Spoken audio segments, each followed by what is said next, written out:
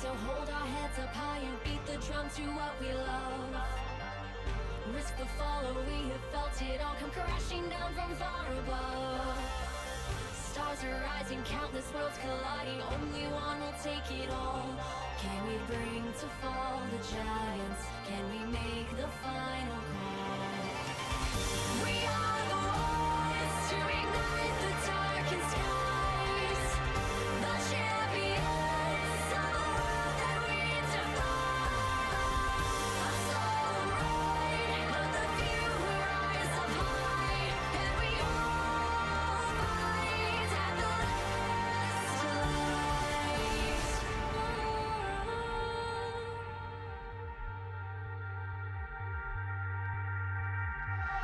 Oh.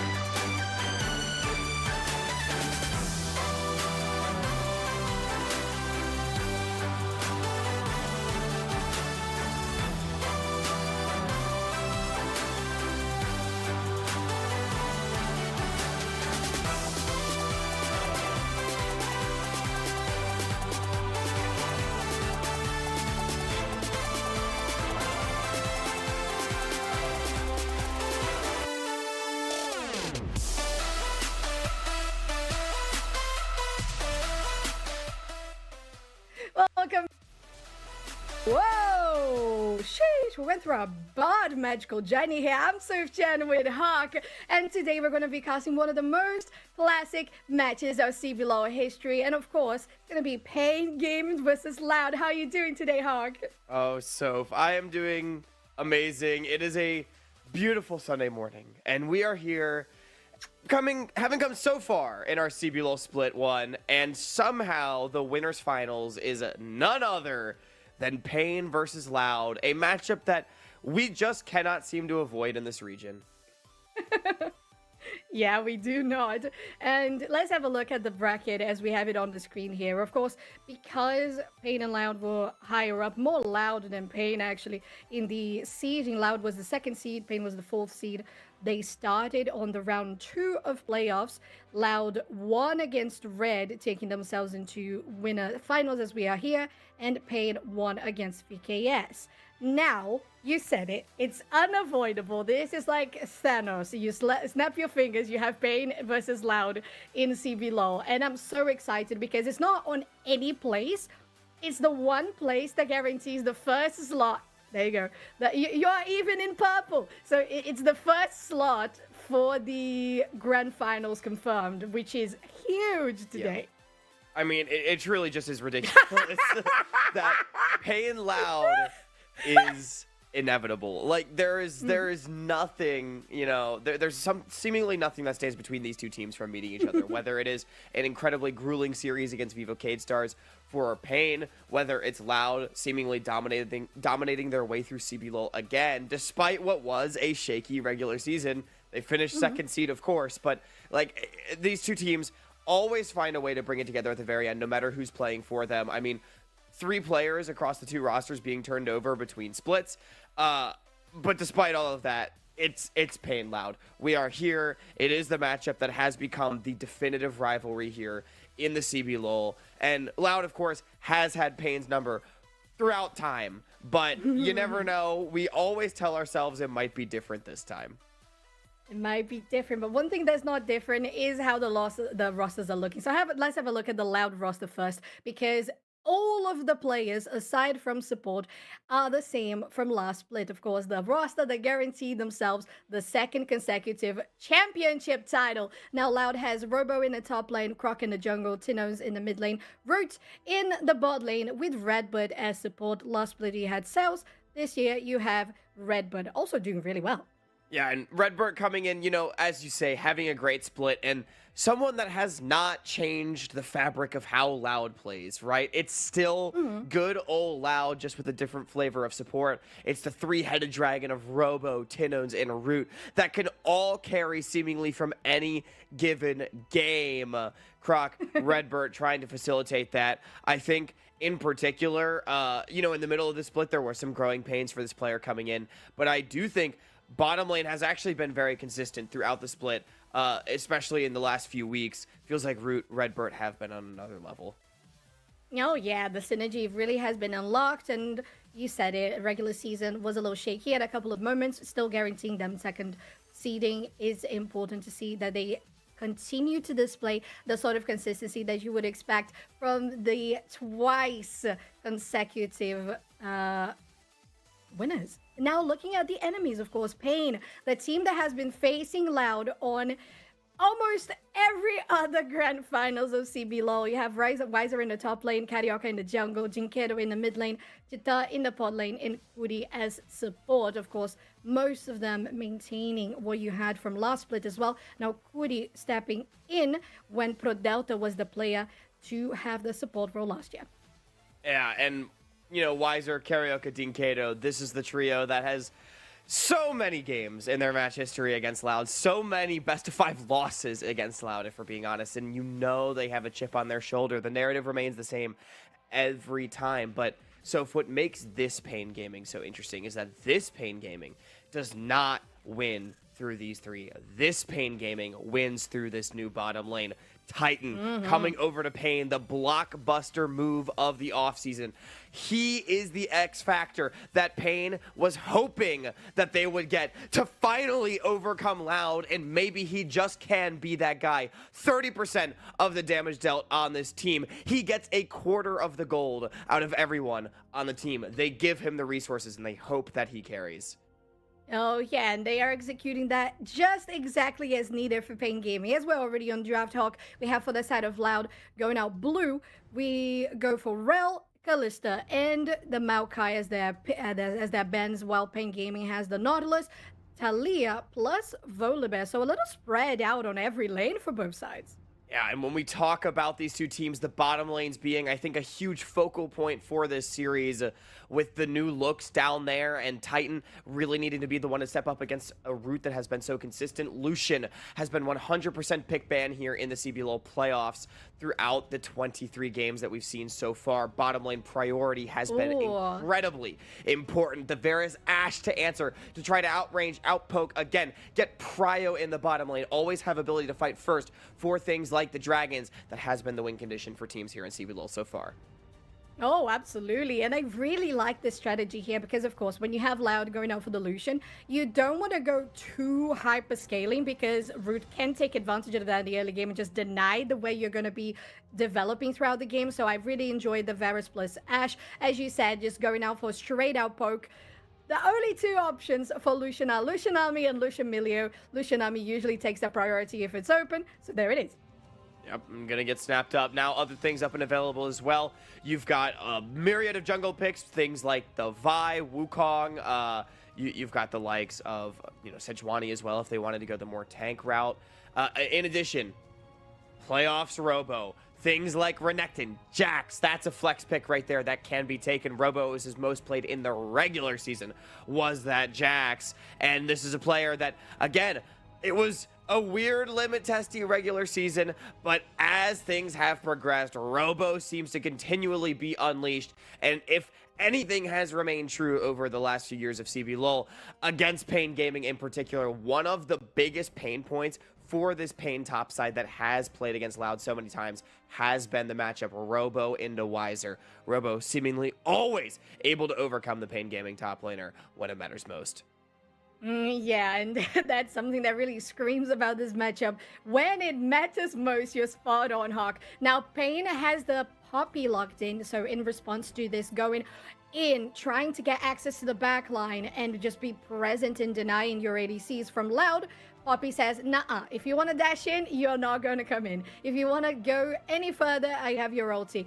I have my ulti to take you out. So Pain with the second phase ban on the Nico. Loud following up there with the Ahri. Dinketo has been playing Ahri consistently throughout the playoffs so far. And although, I will say, I think we talked about it in the podcast, it wasn't like the best Ahri you could ever imagine, but it's still doing its job. It's still trying to really zone how the fight is going to be going and just limit where it's going to occur so that your actual damage dealers, just as the Lucian, the Jax, could go for it. Now the Any following it up. One thing that has been quite more frequent here, right? Yeah, it's been cropping up in recent patches, something we saw, for example, in the LCS as well. This Annie is something that it could be dangerous, but of course getting taken away. I think talking about your point of controlling where fights happen, that's what Pain Gaming's composition wants to do. I want to see long range. Something like the Hwei could be a really good pick on for Orianna, another one. Just something that can follow up from long range on these Ash Arrows, on these Chains of Corruption, and just try to take control of spaces, not allow Loud in. And I think Loud on the other side, they're going to need to pick themselves up some range right now. It's a little bit short range. Also some safety, some frontline that can absorb these Enchanted Crystal arrows and try to buy space for the team, because I mean, Pain already has so much range in their composition. You have to be able to get on top of these guys and be able to take them down. Yeah, and it's not just because you've got the range, it's also how the range is distributed, right? Because you have range distributed in a lot of damage from Varus, from Azir as well, and you have a lot of control because for the Azir, if you don't have your soldiers specifically where it's going to be dealing damage, it's still going to be a control on the ground because you're going to be dictating where the enemy can go and where it cannot go. Now, Loud has focused on their Zinzao and the Karma for Tino Azir in the mid lane. Of course, one of the most versatile of the mid laners nowadays. And as much as Riot wants to take her out of mid lane, she's not going anywhere. Yep, she's, I mean, so incredibly strong, and the Zinzao Karma is going to give, again, Loud so many options in the early stages. It's going to be an advantageous mid-jungle 2v2 for them. Zinzao, a champion in particular that is brilliantly strong against many of the, long-range style compositions that we have been seeing. Wiser saving the R5 for the Cassante. I absolutely hate it. Sofchan, you're giving up the late-game side lane to Robo by default, and I just feel like Wiser going to a champion that he could have picked on 4, unless they really felt like they needed to get the Azir, they could have had counter pick. Pain Gaming, I'm not gonna lie, I think fumbling the bag a little bit in the draft. Yeah, they've got a lot of range, they got a really good front to back style of composition. I just think Loud has so many options to bully Pain off in the mid game, and again, it's been all about early bottom side priority, early dragon stacking here in CBLOL to force fights on your own terms. And I think when we talk about being able, having the ability to force fights, Loud, no stranger. Yeah, no, absolutely not. They're really in the thick of it. And yeah, I'm a little biased on what do I feel about this Cassante, because, for example, I saw that hover on the Gragas. I loved it. To be fair, I saw the hover on the Orianna. I also loved it. So if you have both of them, so the Orianna plus the Gragas with the composition that you already have, I really, really liked it, but they strayed away from it. I wonder why. Yeah. Maybe, yeah, I really will say, don't know what was the strategy here. To give them some credit, I like the Azir better than the Orianna. I think the Azir makes a lot more sense. It just provides more range than the Orianna does, and so much disengage for this immobile backline, right? So I don't dislike the Azir. I just like the Cassante. I don't know. It feels like Pain's composition is very conservative, and it's good, right? It's a good composition in a vacuum. But when you look at Loud, they have a threat overload composition, a full court press style of composition, if you will. They can come at you from every angle that they want to, and as long as they do not fall behind with some over-aggression in the early game, they have so many options to play through. Again, I am looking at this bottom lane, Root and Redbird against Titan and Curie. I think this is where the game will be decided. Lucian Nami against the Varus Ashe. These two bot laners, as you can see them in the sky, they want to elevate their teams. Titan, he has to be the X factor to elevate his team to a grand final. The first time it would be for Titan in quite a while. Yeah, this is decisive moment, giving them the opportunity to go for something a little more bold with that 5-man stack. And because of that attempt, they went preemptively with a sweeper to take out a ward. Also nice from Loud to scout out that tri-bush before any of that happened, but it was cleaned by Pain. There's still vision here on the red buff Hawk as they're trying to get something going, but not really finding anybody. Loud wants to fight this. They're moving down with Robo. They are going to try to contest him with his vision. Oh, what a nice Karma Q there with the Mantra getting most of their damage dealt exactly on everybody aside from Titan. So a 4 out of 5.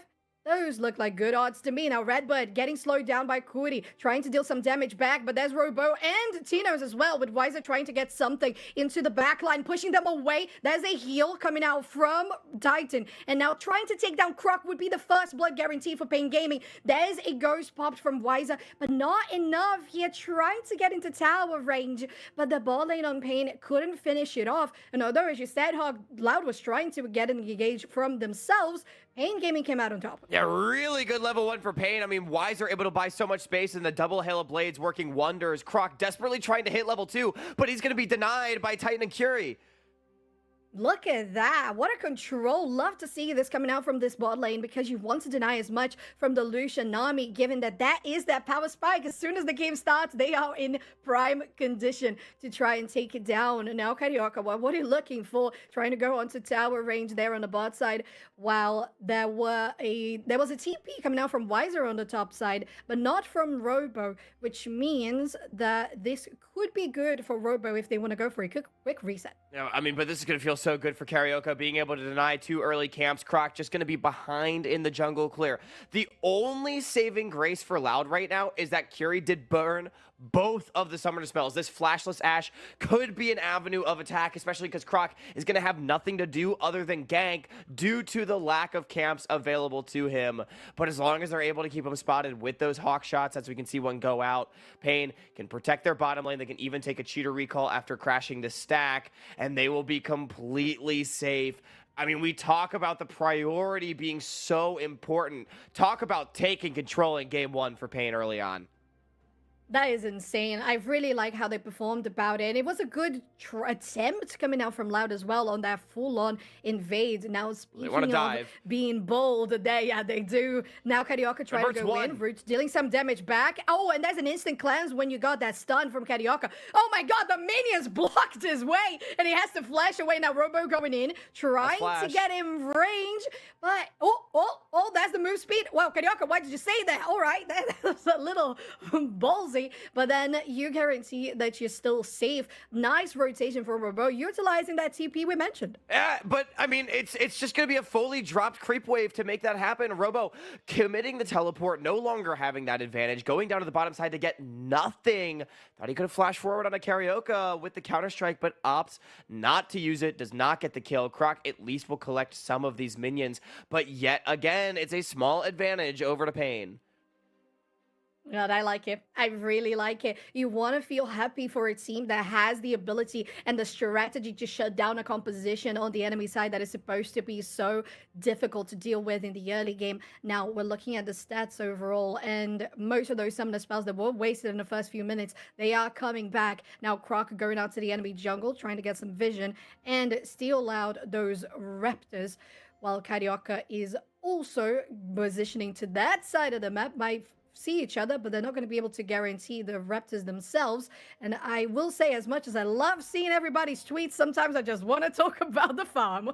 I know, absolutely. And I mean, the question is now going to be, Loud, they've had their game plan disrupted, right? They're the ones with the mid-game team fight composition. They're the ones that want to be on the front foot if they can help it. So how do they respond? Croc now trying to be a gremlin in his own right in Carioca's jungle. Yeah, taking out some of those Krugs. Now 3 of them, if I'm not mistaken, but of course having to leave the big one. Carioca is deciding on what's going to be the next action because Goody has rotated to the top side of the map alongside Chita as well. They want to commit to something bigger. So does Redbird. While Root is at the bot lane still. Now Carioca trying to deny this.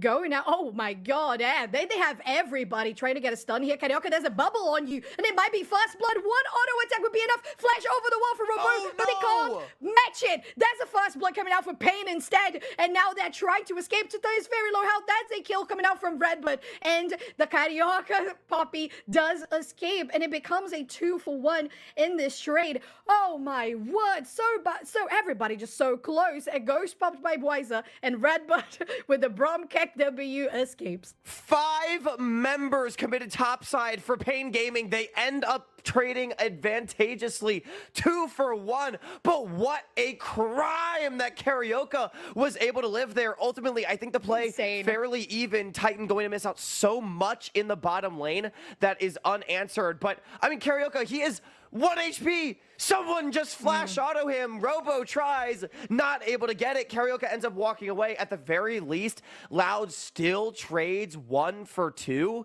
And again, with the farm advantage in bot lane, I think it's ultimately fine for them.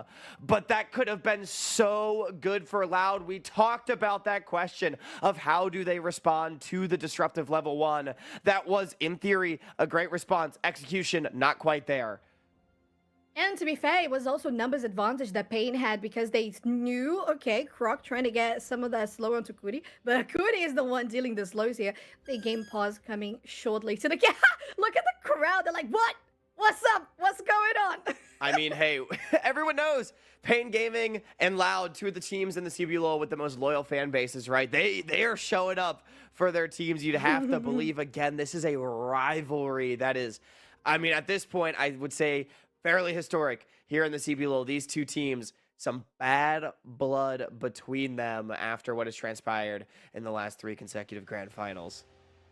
And it's something just completely unprecedented for a team to have 3 titles like Loud does, and two of them lost fighting against Pain, and Pain miserably getting knocked out because Pain was also trying to get something there when Red got the titles just before Loud did. And they couldn't make it either. So Pain has now a taste of the runner-ups, the second place on grand finals of CBLOLs that they're really trying to come back from. So if this is a preview of grand finals, this is where they need to show up. And I think they're showing up massively already. Yeah, and so if I do want to dive into something that you mentioned as well, I mean, Loud, you said unprecedented for their 3 consecutive. This is the first three-peat in CBLOL history that we just saw last split too, as no team, many teams had won 2, but no team had ever achieved the three-peat until Loud did, and they're looking to continue to extend that run. Robo as well became the winningest player in CBLOL history as far as titles are concerned. I mean, incredible accolades having been garnered at this point from this squad, and a win here today, boosting them to their 4th consecutive grand final, would be, to use your word again, unprecedented. Absolutely insane. 3 was already so much. Imagine getting ready for a 4th. And they are in prime condition. I don't think they are not going to get close to that. But I think Pain for... Okay, so we have a tech issue with the keyboard getting sorted here for Jita. And we should be back into Summoner's Rift pretty soon. But Hawk, I just feel like every single time we have this matchup, when it's not on Grand Finals, when it is on Grand Finals, we're looking at Pain and we're like, are they going to tilt? Are they going to have the Loud debuff? Is Wiser just going to be nervous in the top lane fighting against Robo? But I just feel like this game is a completely different Pain. It's a Pain that showed up when they won against VKS. That was the first seed in the last round. It's also a Pain that is ready to take down Loud as everything that it costs. And I do think so much of Pain's metamorphosis has come from the guy on your screen that's having a peripheral issue, Titan, right? Because it felt like whatever mental block Pain has always had against Loud came from just an inability to take action. And if there's one player in the CBLOL that has a mental block against literally nobody, it is almost certainly Titan. This guy is a playmaker in every sense of the word. He is going to create the line that his team needs to win the game or die trying. And for better or for worse, you know, that is what Titan brings to the table for your team. And I do think Paint has really impressively rallied around that playstyle. They have given Titan the space to pop off and tried to enable him as one of those all-time great CBLOL AD carries that we know from years past. For sure. And I think it matches the style, as you said. Now, there was something about Pain that tried to match his style going around the mid lane for Jinkedo, going around the top lane for Wiser, but this time they can play around the bot lane. And to be fair, CBLOL has been very frequently going around this side of the map when you have players like Jita, like Rude, like Bronzy just performing super well in regular season and just as consistently in the playoffs. And it looks like we should be getting into the game very, very shortly. And I think that's why I just become so excited for Pain in this game, because you don't usually see that much aggression. Of course, Jita has it built in his character, but the five man rotation for first level, for 5 minutes into the game. No, we're not. We're not. They're rotating here for the bot side already and trying to get some damage done. And there's a bubble that connects onto Carioca, almost taking him down, but it's going to be Jita who takes the kill. Carioca just criminally getting out of jail. What is this card that the script is taking? It forces out a flash from Tino's Hawk, but it does bring the Pain Gaming jungler down. Yet again, though, Pain somehow winning out, or at least trading evenly in a play that I don't think they have any business. I mean, it is a 4v3 in favor of Pain. Jinkedo never making the roam. He's here now, but yet trading 1 for 1. I mean, dare I say, we're hardly into game 1, 7.5 minutes, but Loud looking a little bit flustered, much in the same way that we have seen in years past from Pain against this team. And there's no mana here for Redbird, so if any heals are needed, it's not going to be coming out. That forces a reset from the Loud bot lane, while the top side has some vision here on the Void Grubs, but nobody deciding to go there yet. We have Carioca clearing out this Scuttle Crab, while Croc could try to find an angle for Jinkedo. That's a route, trying to go in. They just get some poke in and should be going for something different, although they are close to the Drake, and it is spawned. Guys, just go farm. There's nothing to fight for here. We got to take our resets.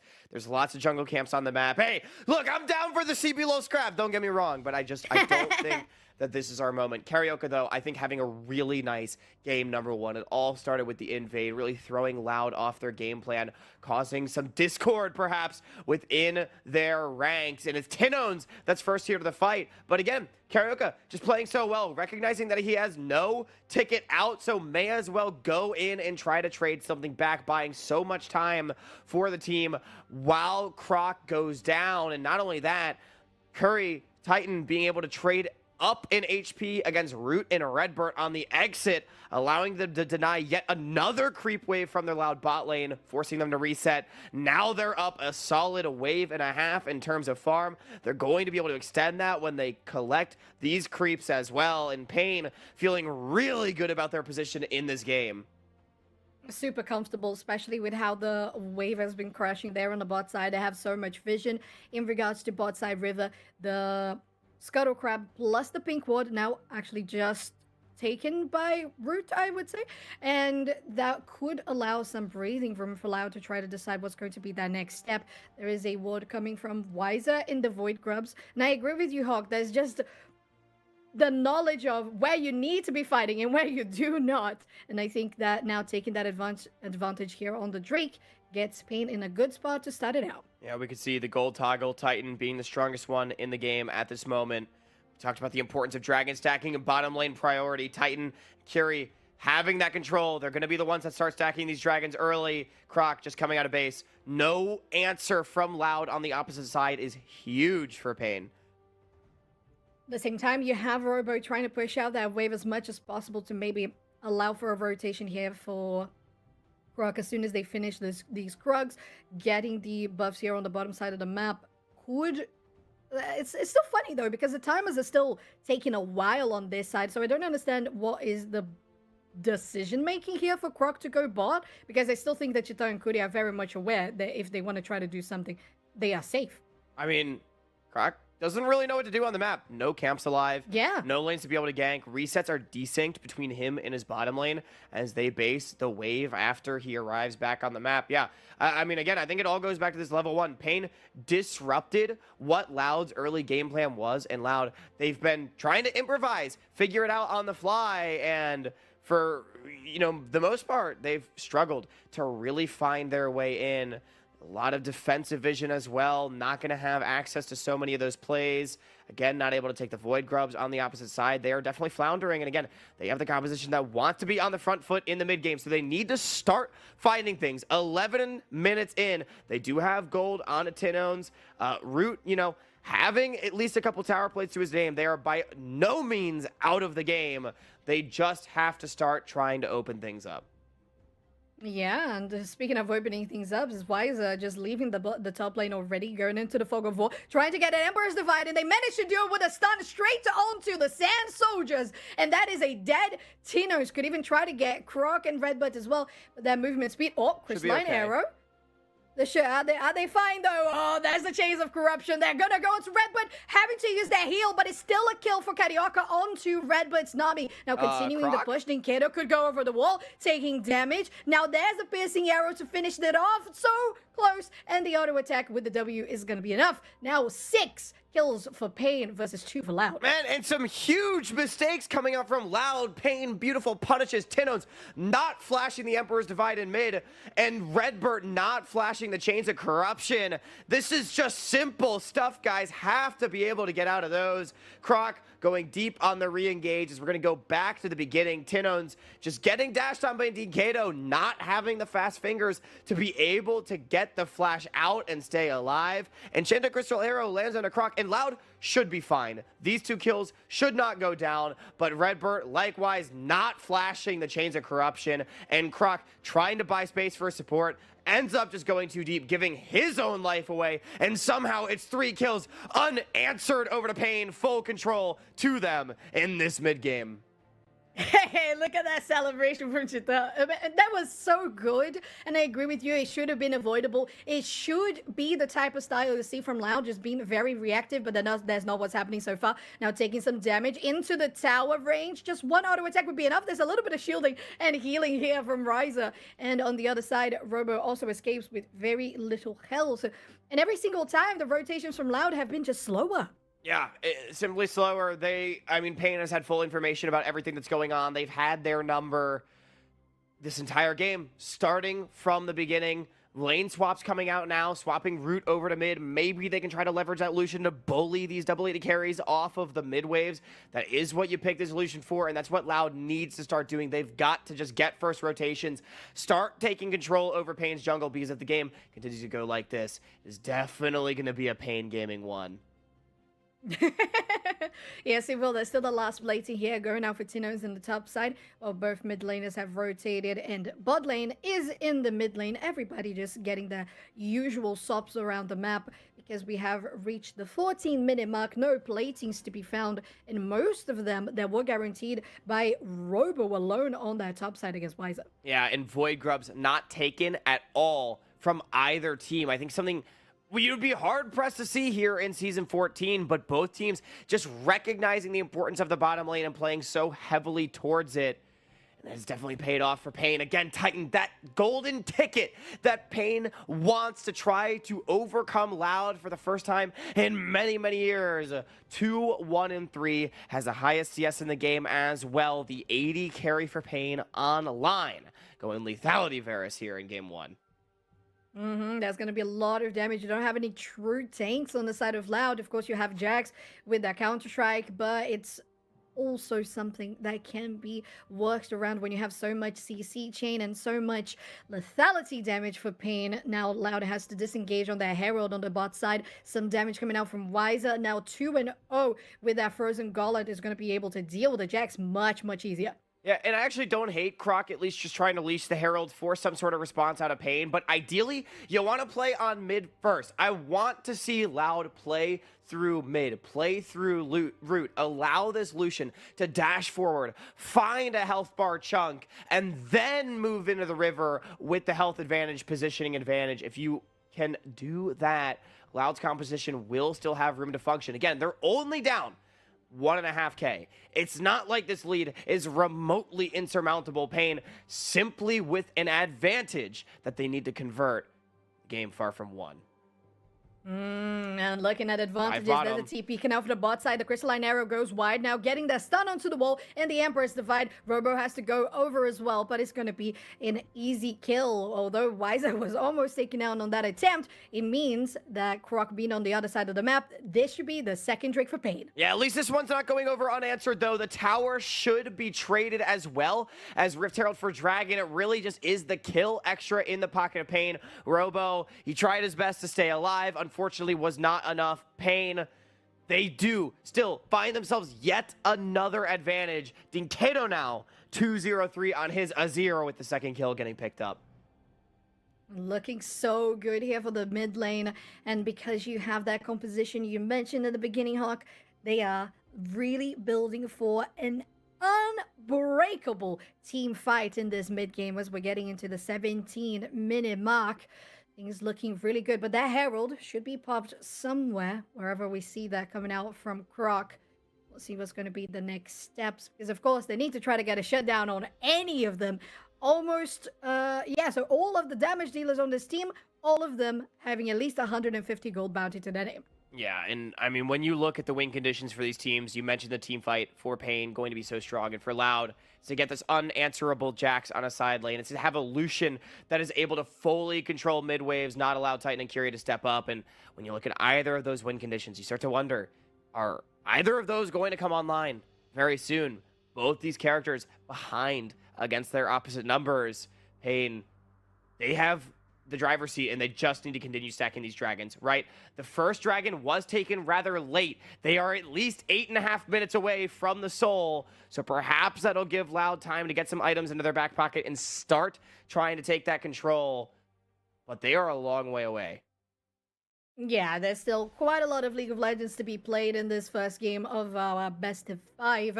But one thing that we need to talk about, Hawk, is the fact that with this Cloud Soul being the one for the game, if Loud can contest it and take it, the movement speed is just actually so good for that composition. If they can get Root, Redbird, is everybody just getting faster, gotta go zoom? It could get them to a backline before any reactions come from Pain Gaming. Now that's the usual Obey!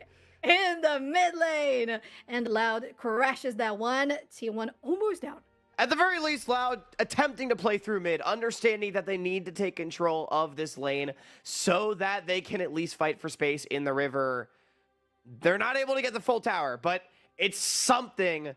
They do need to send someone to go pick up that top wave, though. You got Dinkedo there. It's going to be an easy trade because the Azir now with Why do we still have 4 Leandri's people finished. mid? Yeah, it's just a very weird rotation from Loud, right? When they need to rotate, they're slow.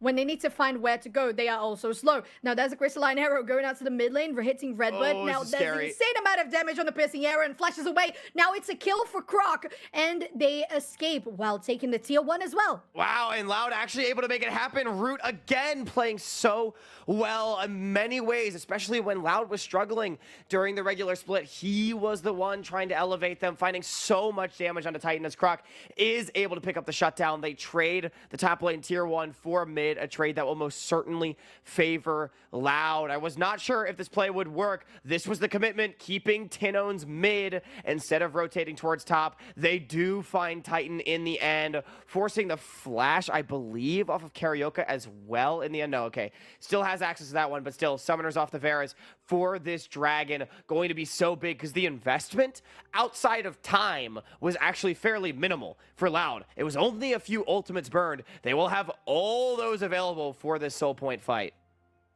And you gotta have those because if you slack on any moment, Pain has been showing so much proactivity. If they can stack their soul point, they will do it as it spawns now in under 1 minute and 15 seconds. A lot of vision coming from Pain Gaming on this bottom side river, but we'll see if Loud can get there and try to clear some of it because we know that what matters is not just gaining control, but also denying control. Yeah, but Loud, I mean, speaking of control, somehow having the 3 outer towers first before Pain, something that we would have not expected given the game state just 5 minutes ago. And again, goes to show that Pain, even though they have the advantage, it is not super significant. And already, I want to see Loud continuing, commit members towards mid, allow Root to dash forward, find that chunk onto Titan that he found just last time. I mean, if I'm Loud right now, I'm calling fight on this mid wave. We've got Robo pushing him bottom. Step up on this mid wave, get a chunk, move into the river. Oh, for sure, because there was a lead of 2,000 gold for Pain Gaming, but now it's shrunk down to less than 1,000. Now this bot side, that 1v1 usually between top laners continues. And with 15 seconds for the Drake, Loud has started that cleaning of vision that we mentioned. And now everything is dark for Pain Gaming, but they still have a good position to try and reconquer space here on the river. Tino's trying to get some of that poke in and deny the blue buff as well, getting a reset. Carioca starting the Drake. Loud has still visioning to try and deny this one, but there's no vision directly on the Drake. They still gotta get their space back, and it's falling down to 50%. They're getting the vision with Robo going out to the backline.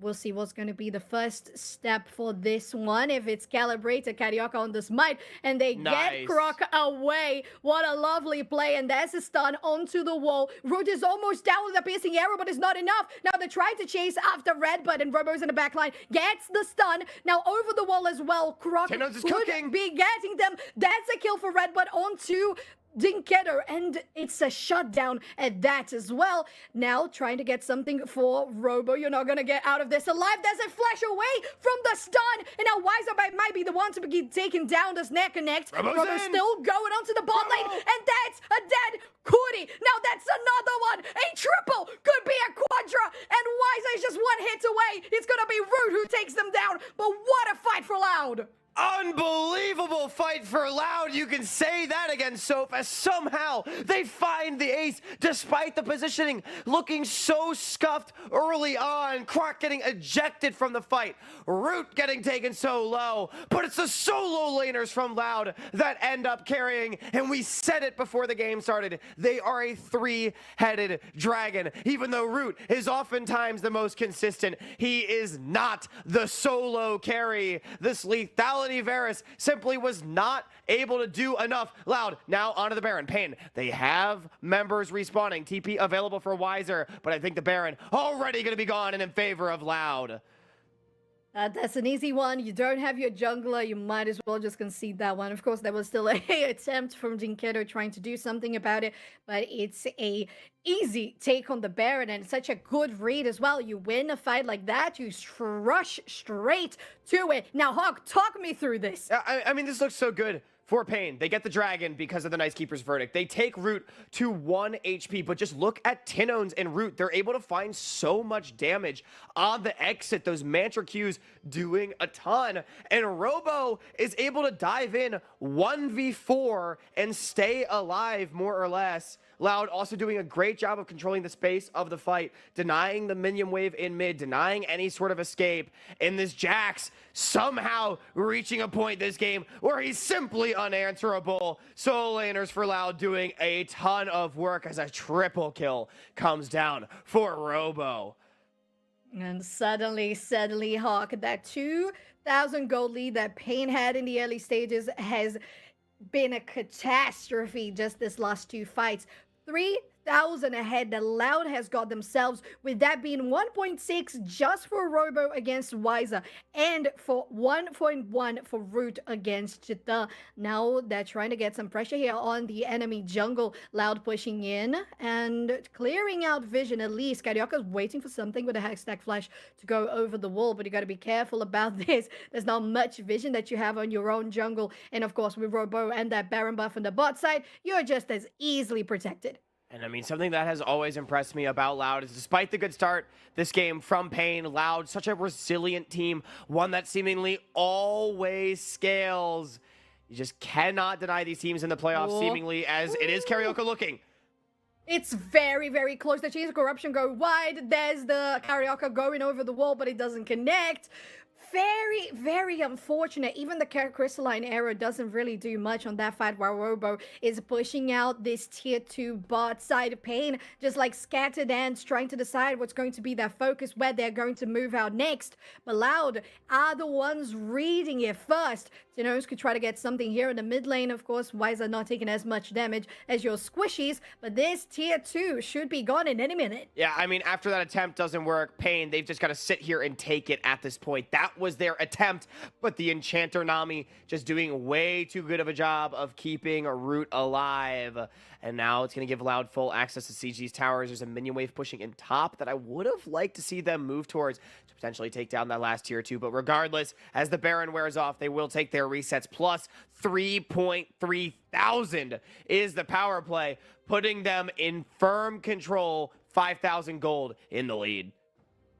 Looking so good for them. Just incredibly well positioned, and that's one thing that we know about Loud, knowing how to navigate mid-game. And we saw that gold chart. That was a good lead for Pain Gaming, but it wasn't as considerable as you want to have to try and deny Root, to try and deny Tinones, especially Robo. Now accumulating 2.5 thousand gold ahead that counterpart Wiser for Pain Gaming in the top side. Now 10 seconds for the Drake to spawn, and that is a most guaranteed denied soul that Loud can take away from Pain, as I don't think you want to try to contest this. Yeah, I will say everything up and available except for Root's Cleanse. If they can potentially find CC onto him, could be so big. Of course, Mikhail's has been completed for Redbird. It does seem that Pain will just be giving this one away.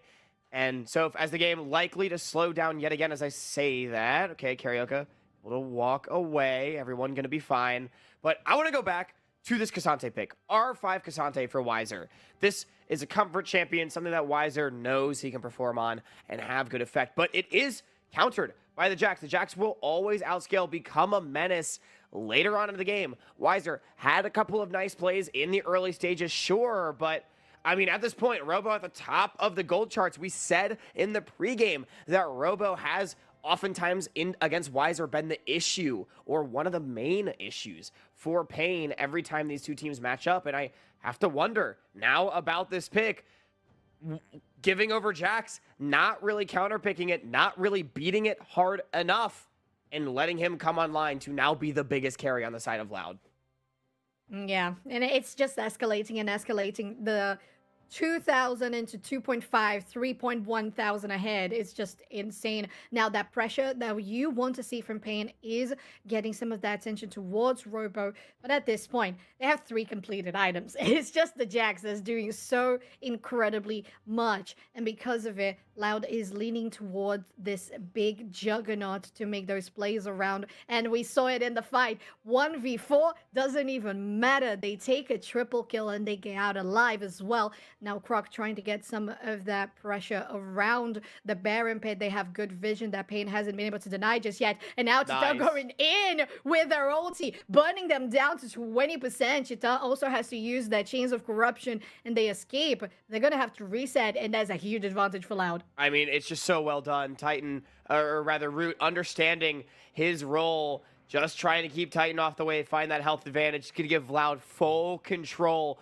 over Pain's jungle. The Baron spawning in 7 seconds.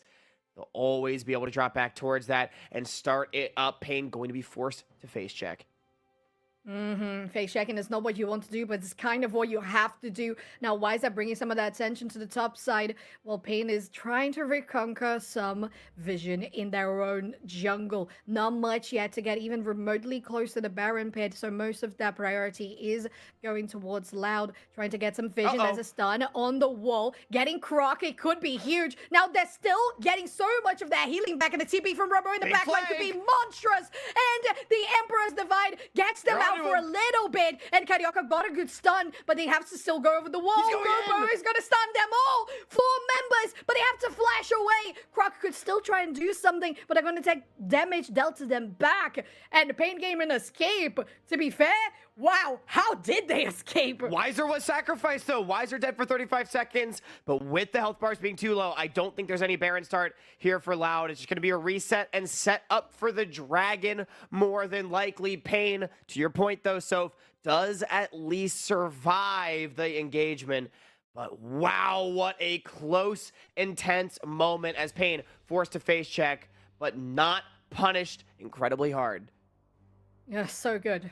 That was really close, because we know face checking, one of the most dangerous things. Fog of War might be the most dangerous champion in this game, and I think that Loud is playing across that really well. But Pain was also preemptive, trying to get those stuns. Carioca also in the position like, okay, if I die, it's fine. At least I deny Robo from taking all of our carries. So if that is something you want to die for, I appreciate it. I respect that. Now Pain Gaming has gotten some of that vision back in their own jungle and in the Baron pit, but now they got to expand it even further into the river, and that's all Loud's.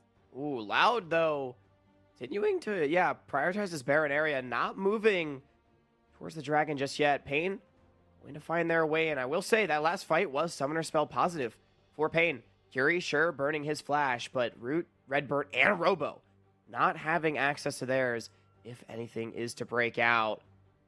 And now that's going to allow Pain the confidence to potentially step up on mid, knowing that the engage cannot come through as easily.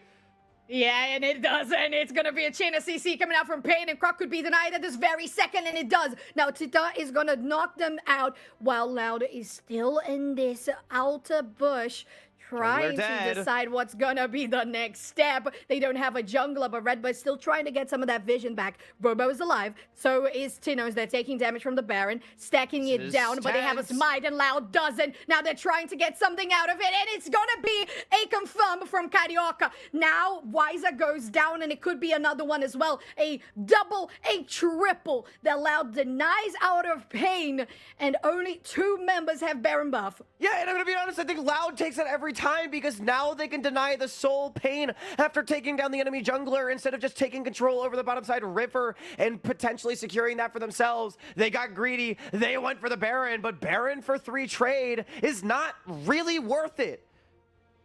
No, it really isn't, especially when it goes to Tinones. That doesn't bode well for your team. Now, as you said, that dragon is alive. It could be a deny for Loud, and just the delaying even more when the it's soul, gone. an elder, is going to be coming up. And as you said, it's going to be a reset from the team and Pain Gaming not having a jungler. It's a clean take for Loud to guarantee the second one of the game. Yeah, I mean, Pain just taking so much damage from this Baron. Cassante, even though he may be a tank, not the best at tanking up this Baron. No sustain when he's not in the all-out. So Loud is just able to circle like sharks. Dinkato and Titan having to flash away as well to preserve their Barons. Feeling even worse. Not going to have access to Titan's Flash Summoner spell. I mean, this is Loud really making the best of a bad situation, maintaining their 6,000 gold advantage, and I don't think Pain is really going to get anything off of this Baron. Not really. They at least going to have some of their help to stop Loud's push because they have numbers advantage. They have map control much better now. Root coming in, and that is almost a clean take. Oh, just don't mind me. It's going to be a 1v1 taking out Root. No, yes, exactly. No, what? Taking out Carioca. Sorry. And on the bot side, there is Robo also pushing. Tier 3 gone. Inhibitor gone. And it could be Tier 3 as well, while Dinkato is trying to do something about it, having to TP back just to push Loud away. Well, that, I don't know, they're getting confused. Okay, I mean, really nice play. First of all, B1 Lucian Root just able to take over. He knows he's strong, firing the Culling into Carioca to get the inhibitor for his team. But did Dinkato not know he had Baron, Empowered Recall, and Home Guards? Like, bro did not need a TP to save that tier 3. It would have saved like 2 seconds as opposed to just recalling. Yeah. A really questionable play. Regardless, Summoner Spell not going to be available. Minus $1,000 on the Baron power play. If there was any questions about whether or not the Baron for 3 trade was worth, I think those have been put to rest. Only saving graces for Pain. That is a Rabadon's death cap completed for Dinkato. He's actually still 1.3k up over Tinones. 4 item is here.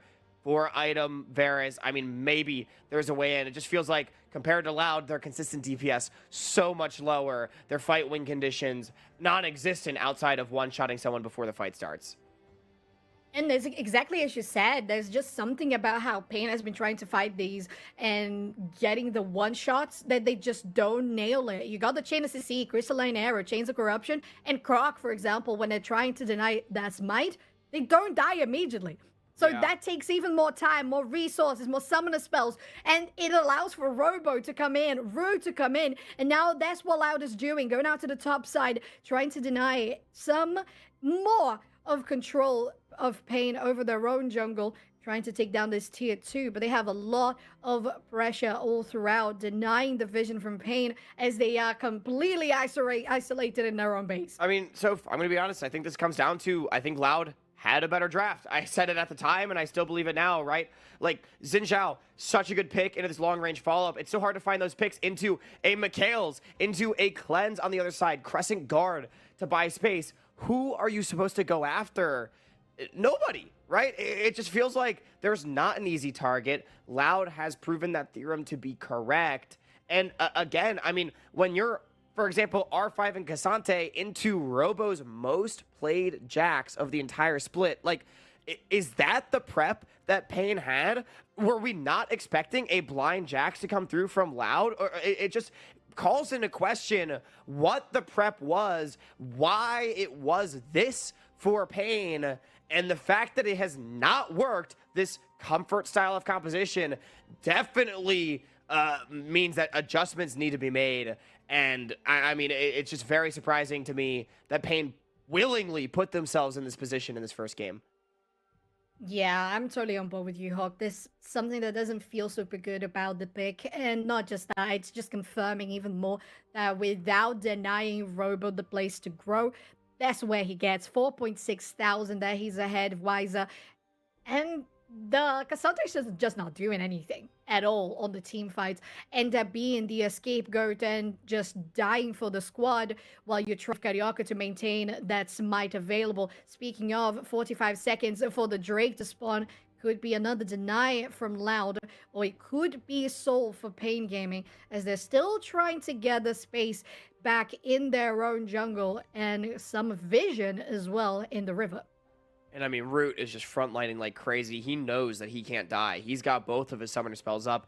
Nami behind him. Full control over to Loud. You can see that Fog of War toggle.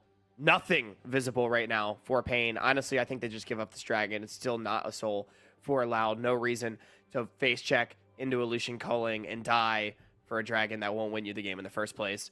Baron, especially coming on the map. I think it would be better for Pain right now to just try to control the top side of the map and potentially force a response, force Loud into a bad face check. Maybe that is where you can find your pick. For sure, and they can afford to have Robo going out with Root on the bottom side, but it could be an opening for Pain Gaming Loud to is try and get split. something about this. Yes, they are. But what is Pain doing to actually take advantage of it? Not much. That was the deny coming out from Loud on that Gotta Drake. look for a turn. Now dealing damage. Dinketo on the back of the pit. There's a TP coming out at the top as well. What's going to be the next play is Chains of Corruption with Lucian ultimate as well. And Chita is the one getting taken down. Carioca is, oh no! You flash onto the tidal wave. That's not how you do it, Chita. Now they're burning and dying and just wrapping up at the seams. Now trying to go after Wiser. Well, there's only 3 men standing on the side of Pain Gaming. This is going to be an easy take on the Baron, and Loud just getting themselves even closer to victory. Yeah, and I think this game number 1, it's fair to say, pretty over at this point. The gold lead to go into extend to about 10,000 with the take of the Baron for Loud. And as we look at this one again, Pain, they've got to play for a turn here. They see the TP coming from Robo. Why are we even so close to the Baron? Way too late on turning off of it onto a single member. Titan getting chunked by that point. Damage already dealt with the 80 carry gone. Pain can never win this fight. Yeah, there's nothing you can do. There was so much that was relying on Varus, Chita getting that piercing arrow, just doing as much damage as possible. Jinketo also falling behind. No, actually, Jinketo is the only one that is ahead in the side of Pain Gaming in regards to their counterparts. So it would have to be Jinketo doing a amazing, completely turntable of an Emperor's Divide to try and get something out of these fights. But with the Baron buff already allowing Loud to push in this tier 2, there's not going to be anything outside of Pain Gaming's base. Yeah, I mean, Dean Cato has just not been allowed to step up and poke with this Varus, rather with this Azir alongside this Varus. I think the way that Pain Gaming's composition wants to, again, it's a composition that was designed to control spaces, to not allow Loud to walk the way that they want to, but fortunately it has just not come through. Loud, so strong. They know they can just deathball together. They have Root basically on the front line, Robo with him, knowing that these carries can never die. Azir Tower, not going to mean a damn thing. Mid inhibitor going to be taken. At the very least, bot wave pushing in favor of Pain for the moment, I do believe, meaning that that is going to be a long way off for Loud. Yeah, I don't know if things are feeling very desperate here for Pain Gaming. They want to try to divide what's It's also going to be pushing their for efforts Loud, to by the way, defend. so... Oh, yeah, well, there you go. Here come the minions, yeah. Yeah, all right. Now, trying to defend here on the top side as mid inhibitor is down. You said Hawk trying to clear out this wave, but Baron buff makes it so difficult. You know, he's dealing so much damage, and Carioca is almost down. 2 hits from Roots is going to be enough to take the tier 3. Inhibitor is just as good as gone. And now with both of them here on the mid and top side, it could mean the game is just over. Now, Chains of Corruption going in. Wiser trying to find an opening, and Mikhails goes especially and fast onto anybody that needs it. Things are not looking good for Pain. No, absolutely not. Full tank Poppy, by the way, and that was like half a culling that Carioca took. Needed to save Dinkato in the first place. Look Carry at the getting taken burn. to 20% just off a mantra Q. And you would have to think, Pain, go heal up and just full send the game right now. Enchanted Crystal Arrow going to go wide as the final inhibitor dropping. Wiser DTP flank. It's the go next engage. Yeah, there's the ulti coming out from Poppy. Now Carioca tries to get something about it. An insta cleanse from Root. There's a tidal wave trying to make them safer. But it was going wide as well. Pain Gaming. Now with Weiser in the back line, that really can't do anything. Going all out just to try to distract some time. Maybe buy some time for the team to get in there. But there's no damage to follow it up. They're still alive. Robo. Robo goes in the back line. The Emperor's Divide gets completely denied by a Stasis Zonius. And now with that, they're very, very close to guaranteeing their numbers advantage into a victory. Hawk now pushing out forwards. 2 hits onto Tita, getting them to 1 HP. Root, you're devastating the enemies. Loud not able to end though. Titan did manage to pick up Tinones on the backside of the fight, meaning that Loud 4-on-4, not able to push forward. Pain even looking aggressive, but I don't think they want the smoke. Root still full HP. Oh, yeah, look at aggressive is Root as well, getting those dashes forward. The piercing arrow, but the flash away gets Croc from the chains of corruption. Oh, my word. Pain is like, this is either where we turn it around or we just lose. So maybe they just enabled a wake-up call. I mean, Pain somehow holding on, if only by a thread. You would have to think that that is one that will get cut very quickly. But, I mean, surviving for 43 minutes... You can't say Pain hasn't made their rival work for it.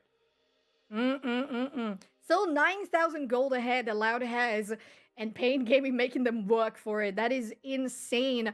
All of those Drakes accumulated by Pain now turned back into also Soul Point for Loud after being denied at every step of the way. We are with that soul on board. Spawned with Croc going out to the jungle. They can't do anything about it. No vision. There was a hawk shot just to, okay, yeah, we know they're going to be there. They're going to melt it down really quickly. And now they're going to be just as fast as anyone can be in Summoner's Rift. Yeah. Especially with a Karma on their squad. Oh, Pain. This is your last possibility to stand. Yeah, it's the Soul reverse sweep. Root dashing forward. They know this one almost over. This game looking Dunyan rings, as I'll say. I mean, all they have to do, walk in with these minions, if they really need it, there's a third Baron spawning in 45 seconds. Yeah, I mean, if they want to overstretch it, yeah, sure. I mean, if they want to be too careful, yeah, sure. But look at what Titan is, just going very aggressive onto Robo. There's the Azir Tower coming through, but it's not going to survive a split second. There's still damage that can come through from Titan. The Chains of Corruption had the hit, but still not going to be doing anything about it. Root going out into the tower, almost diving for Carioca, and they're doing it again, getting damage onto Kuri, but they're not being taken down as quickly as Root would have wanted. Minions, although they are all in favor of Loud, all lanes are pushed. They're coming out for the tower. Super minions. Yep, this is Three it. super minions stacking out here. There's the Nexus turret one first. There's the second one taken down. Now going out Croc, trying to get something about it and open up some space. Tidal wave to get them all knocked up, and Pain Gaming can't really clear this wave fast as they want to. There's status from Robo, and there's going to be a game over for Loud as they take the first win of our best of 5. Yeah, it was a nice level 1. Early game plan from Pain. Definitely flustered the reigning champions. They found a bit of a window to open something up for themselves, but it was around that 4th dragon where Loud completely took over the game. Triple kill from Robo and Ace coming through. And again, I have to go back to the preparation, to the planning. The game plan was great from Pain, but I like R5 Cassante against Jax. I just do not understand the pick whatsoever. Not allowing a counter pick to go over for Dean Kato. They also played the double long range poke bottom lane. They weren't able to find the poke when it mattered. Titan was trying at the very end when he was full build, but I mean, the Lucian Nami, once it eventually got going, I was asking for it the entire mid game. Just dash forward on mid waves, take health advantage and bully. Once Root was able to do that, it just felt like, I mean, Pain had no way into that game.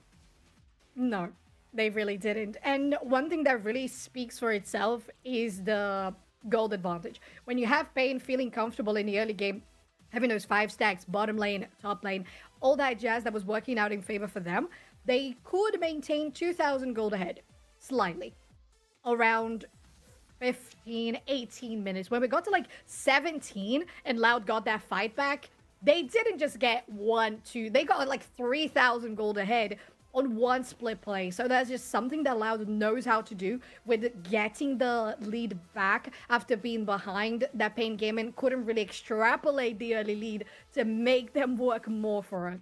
Yeah. And I'm going to ask the question. I mean, we have to start thinking, is this going to be yet another Loud sweep over Pain? I know it's only one game, but it felt to me like Pain pulled out the stocks. They had their early game plan. They had an idea of how they wanted to play it, and it didn't work. Loud just kind of played a Loud style of composition. They played a Loud game, and they ended up outplaying in the end despite falling down. So, Pain, the question will be, can they adjust back on the blue side more than likely next game? Or is Loud just going to roll them over? Only time will tell, I suppose. Yeah, only time. And that time is going to be just a short break as we get things ready for our second game of our best of 5. Loud versus Pain, with Loud 1-0 up in the series. Stay tuned. We're going to be right back for more CBLOL action.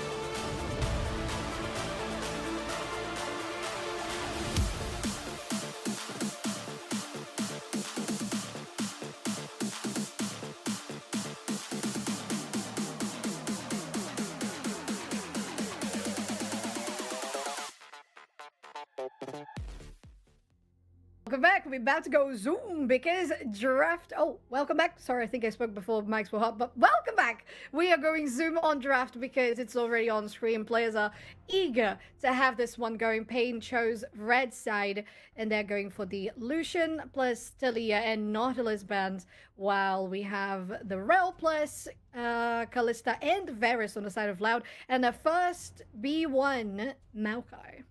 Why did they pick red again? I was so baffled by the game plan going into game number 1, but regardless, red side it is for Payne, and I want to see Titan off Varus. Thankfully, it is banned by Loud. Get Titan on a champion that he can game on. I think that was the issue for me for Payne in game 1, because I think Titan was the best performing member of the team. Zeri, it's a little weak in lane, you know, if we're talking about bottom lane priority being important, but at the very least. So this is something that you mentioned, it at least has immense carryability, much more than the Varus. For sure, and I think it kind of makes sense, because if you come out from a game like this, well, if you guys didn't watch the first game, Payne had a good lead, not immense, but a good steady lead with 5-man ganks and good overmap rotations. They got like 2,000 gold ahead. That was completely cancelled by Loud up until the like 16-minute mark, where they just snowballed back and just grew into like 9,000-10,000 gold ahead. I think that if Payne wants to get out of, okay, we're not going to do so much in the bot lane, let's try to focus on trying to shut down Robo more, then we try to get ourselves in the bot lane to a late game, the Zeri matches out perfectly. Yeah, absolutely. And with the Ahri as well, a favorite of Dinkado's. This, to me, seems like something that Payne would have been more likely to play throughout the early part of playoffs in the regular season, which I am very much in favor of for them. But Root getting onto his Kai'Sa, one of his favorites. He's only got a couple of games on it so far this split. But back in, I believe it was split 2 last year, this and Xayah were the most played. You can never count this guy out on the champion. And hey, when Nautilus is banned, you go to the next best thing, a Leona, which we have not seen quite a bit. But you like it. I think Leona usually falls behind a couple of these other front tanky engaged champions, because sometimes they just get so much more tankier than she does, but she's got good all in, especially stacking out CC, so I think this could work out well, especially because compared to the Zeri, of course the Kai'Sa still has to grow. The Kai'Sa still gonna have that 5-hit plus damage on your boosted attack that kind of just overgrows the Zeri in the first few minutes. But Payne, before going out to the second phase of bans, we have a vibe for Carioca, which I really, really like. Yep. I think that's going to allow good rotation around the map. That sometimes was utilized well by the Poppy, but I think this is just going to be more proactive. Yeah, I mean, the Vi is the really obvious pick. It gives that Vi-Ahri combination as well as good single-target lockdown. But Loud, other side, I mean, to Payne's pick potential, it's Loud having zone control and lockdown CC. I think there's a world, you know, I know it's a champion we've not really seen from Loud so far this year, but like, could we go back to like season 13 meta of like Kai'Sa, Jace kind of vibes? You know, go for the crazy poke, go for the long range. Again, already so much ability to disengage and lock down the divers here from Payne, and if you're able to output damage from far away, you know, something even like a Hui, something would like that, I think would feel really good. Loud, they want to look to outrange Payne on the other side, get some frontline, get something that can buy space with the Jax ban. Honestly, this to me signals K'Sante on 4. Yeah, it really does. And well, I don't think that was a problem with how Wiser played the K'Sante. I just don't think it was a good K'Sante matchup, as you mentioned all throughout the match. R5. Yeah, I would agree with that. Yeah, for sure. Oh, I love this. And actually, all right, I would like to see, for example, when we have an Olaf, instead of having an Ahri, I much rather prefer have a Orianna or a Karma alongside it. But I still think this is okay. They were trying to get that second 4 into Wiser. We'll see what's going to be the response here from Robo. It's going to be Renekton. There you go. Are you kidding me? We're talking about Robo. It's going to be Renekton every single time. I mean, it actually has good matchup into the early levels as well. It is a skill matchup. You know, I honestly wouldn't be surprised if like Robo wanted to take Ignite or something and like really just try to win this lane. I think it is going to be so important for him. And I don't hate the Olaf, you know, against double tanks already locked in for Loud. You do have these big meatballs that you can hit, life steal Ooh. off of, really do some work, but also, as you mentioned, doesn't really synergize that well with the Pain gaming composition, and I don't think it enables anything for Pain with like the What? Zeri Ari that they've already got. However, I heard your reaction. Aurelion Sol getting locked in for Tinones. I love this pick. Aurelion Sol, so powerful on patch 14.6. It just scales ad infinitum with incredible team fight power and range as the game progresses. And I don't think there's really anyone on Pain that can deal with this pick that well. Yeah, I agree. I was having some expressions here looking at the Soraka, the Vel'Koz. I was like, what? There's no way. All right, so it is confirmed the Alistar. And one thing I totally agree with you about the Aurelion Sol is not just the fact that it is doing so well in the patch right now. It just goes space, the final frontier, and they just scale and scale and scale and just do so much damage and control throughout the game. I love this pick. So for Pain, again, just like the previous match, I feel like they have some pieces that do blend in together, but other ones that just feel a little bit out of place. Yeah, I would agree. I think Pain has most of a good composition that has really good pick potential and then decent extension in the team fights, right? Multiple resets in the composition, ability to single out one member. The problem is Loud, again, so much lockdown, so much ability to buy space for their carries, and Aurelion Sol Kai'Sa are just going to be so powerful later on. You've got Robo in a matchup that he at least should be comfortable in, even if it's not necessarily favorable. I think I yet again prefer Loud's composition, but I will at least say Titan on a hyper carry, easy go buttons for Karioka Dean Kato. I think there is a more obvious path forward for Pain with this comp than last time around. Biggest question mark for me is going to be how Weiser performs on this Olaf. Exactly, because one thing that we mentioned is, yes, there is kind of like, oh, how's Pain going to play against Loud? This previous game shows to me that they have good mental on how they're going to strategize the game plan. But one thing that always is brought to the table is how Weiser in particular is going to be playing against Robo. In the previous match, not the greatest of matchups for Pain Gaming. But this time, I said, maybe we'll see a different sort of stance coming out from the top laner, especially enabled by Karioka on the Vi. We know that coming out from Loud as well, taking the Maokai is also a deny from Karioka because they do enjoy playing this champion as well. But the Vi is just going to enable much more. And with a mid laner that can really accompany you on those roamings, and Kuri, of course, being one of the most proactive of supports in regards to rotating across the map on the Alistar, those headbutts are going to really make a difference on the games as we get into game 2 of our best of 5. Pain Gaming on the red side once again, and Loud on the blue as they're meeting each other here in the river just for a little bit of a slap around. And I mean, I think this is going to be a game that tells us a lot about these teams. Aurelion Sol, I want to point out, across tier 1 major regions is 21-10. Fans of the LEC would know Caps actually just using it right now in their series against BDS to find their first 2 wins for G2. Currently up 2-1. Fans of North American tier 1 know that APA undefeated in the pick. LCS champion mid laner. And of course, fans of tier 2, Bradley Samakin popping off on it to promote into the the LCS Challengers League up in North America. Here in the CBLOL, it's 2-1 so far in the playoffs. This champion has been popping out, and I mean, I genuinely believe this is one of the strongest mid laners on the patch, and actually was last patch as well. Great to see Tinones busting out this pick. I think it's going to be a huge X factor for Loud as the game progresses. Agreed. Now, as you're talking about it, there's Tinones doing a lot of damage here in the mid lane. Also rivaled back by the Electrocute here on Dinkido for the Ari.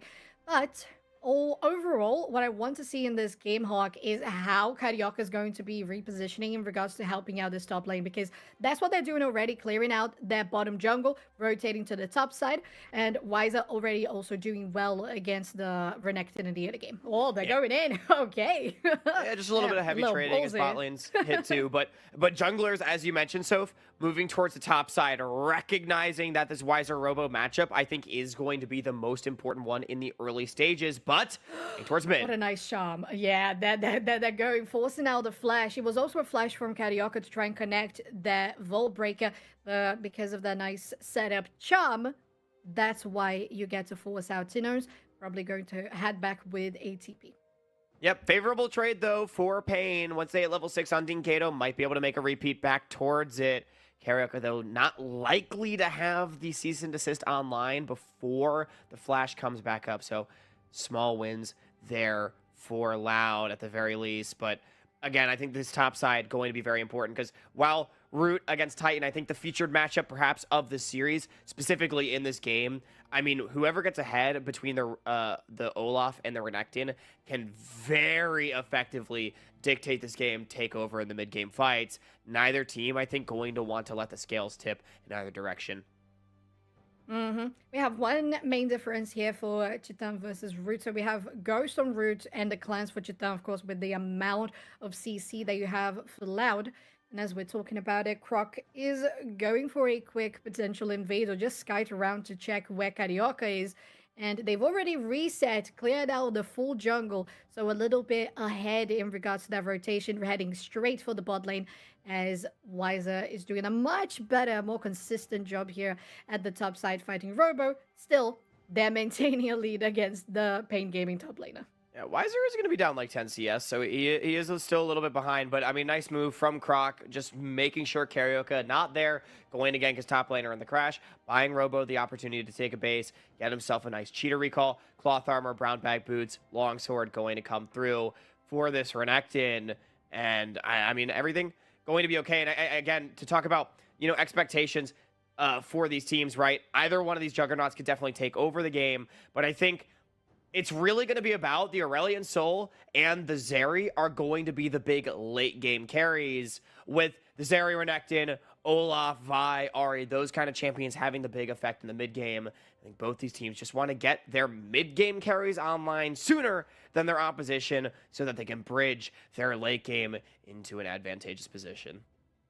And already Pain Gaming looking to have that pressure there on the bot side to guarantee vision into stacking those early Drakes. But Leona going in. There's Redbird trying to get that stun.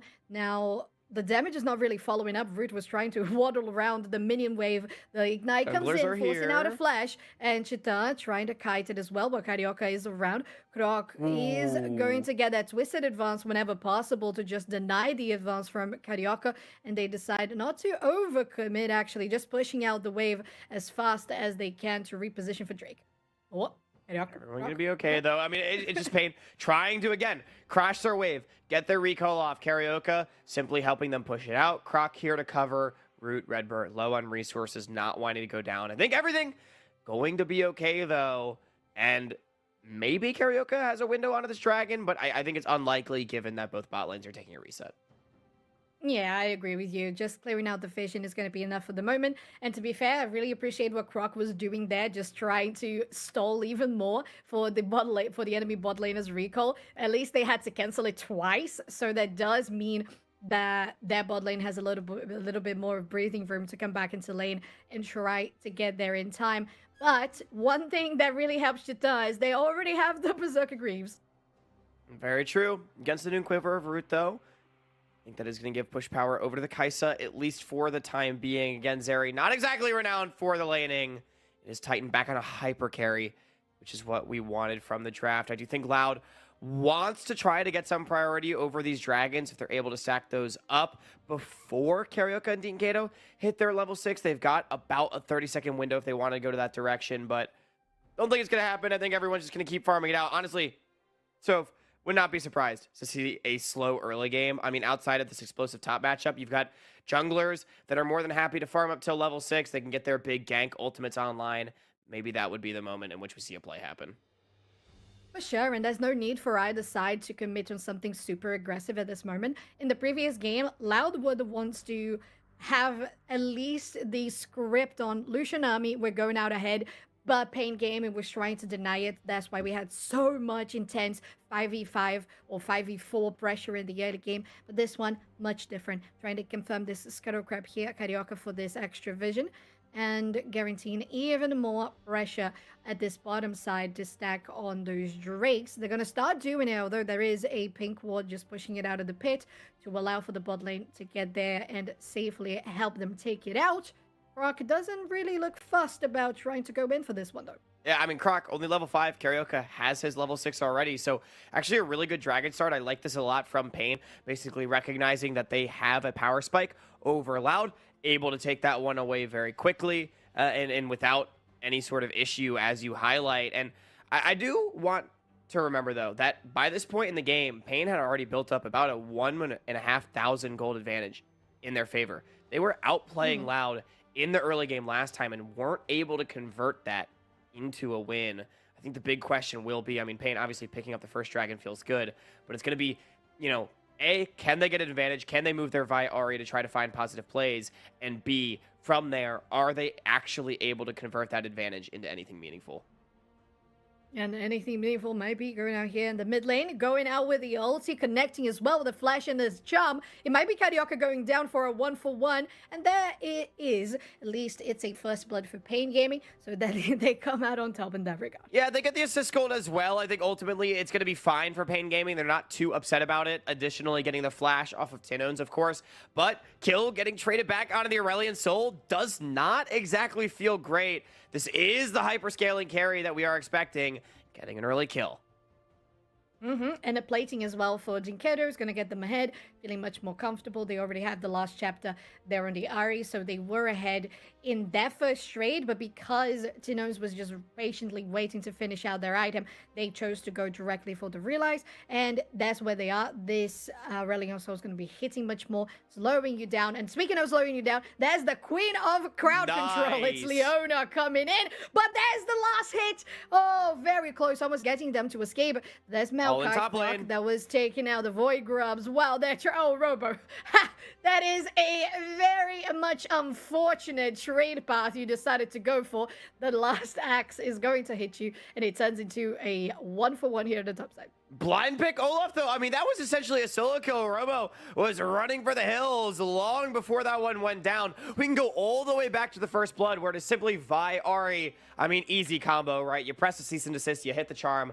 All the damage guaranteed to land, but of course, Carioca under the tower taking so much damage in return.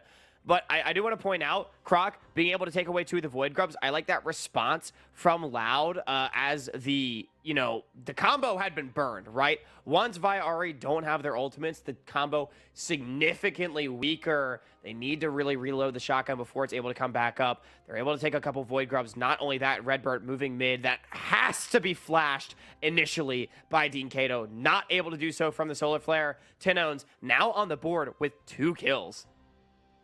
Yeah, looking good. Looking good. It makes a huge difference, especially after you mentioned that. And there's the replay. While we already have Wiser going deep onto Robo, trying to escape into Pain Gaming's jungle. That was Carioca just clearing out those crooks, so that wasn't the best pass. Down towards mid. Now there's a nice charm landing, and Wiser having the gank as well to match it all up. One more hit should be enough, and it isn't. Wow, they managed to get out alive, but there's a season assist going into the tower range, going directly for Croc, and although they don't take the mid laner, they will take the jungler instead. Yeah, but that's 4 members moving towards mid. Croc going to die for Tinone's Sins, who does barely survive. That's so critical for Pain, but a nice move, rather from Pain, to get those kills, the kill over Loud, as Wiser on this blind pick Olaf. I mean, he's down 20 CS over his opposite number, but he gets the kill. He finds a roam towards mid, gets another kill over to Vi, managing to find impact, and yet again, Pain Gaming, 1,500 gold in the lead. This is the number that they hit last game, and the question remains, I posed it earlier, can they convert? Can they? Can they? Now there's a reset coming from Chita, as they've taken 2 of those platings there on the bot side. Croc is also around, still shy of 1 minute for the next Drake to spawn, as they're trying to clear vision and get some of that map control, while Carioca is also going for a reset themselves. But look at this top lane. Wiser just bullying. This is the matchup they wanted to be in the last time, and now they finally got it. Yeah, Robo not having a good time at all up there. The Renekton Really not working out. I mean, we said Robo might know the matchup better. It's literally his two favorite champions, but no, Weiser playing it out so well. Dragon now spawning 20 seconds. Resource advantage is over towards Loud. They have a flash advantage off of Dean Cato, as well as no cease and desist, at least for the time being. But, I mean, Loud's composition also not really in a spot where they want to fight. This Kaisa not having any evolutions at this point. The Aurelion Sol obviously a little bit weak in this early game as well. I think this should just be an uncontested dragon over to Pain. Loud, though, going to do as much as they can to at least stall. If they can do anything in their power to slow this down, that's big for them. Yeah, at this point, the only thing that they can do, as you said, is trying to get some of that cross-map pressure top. in regard.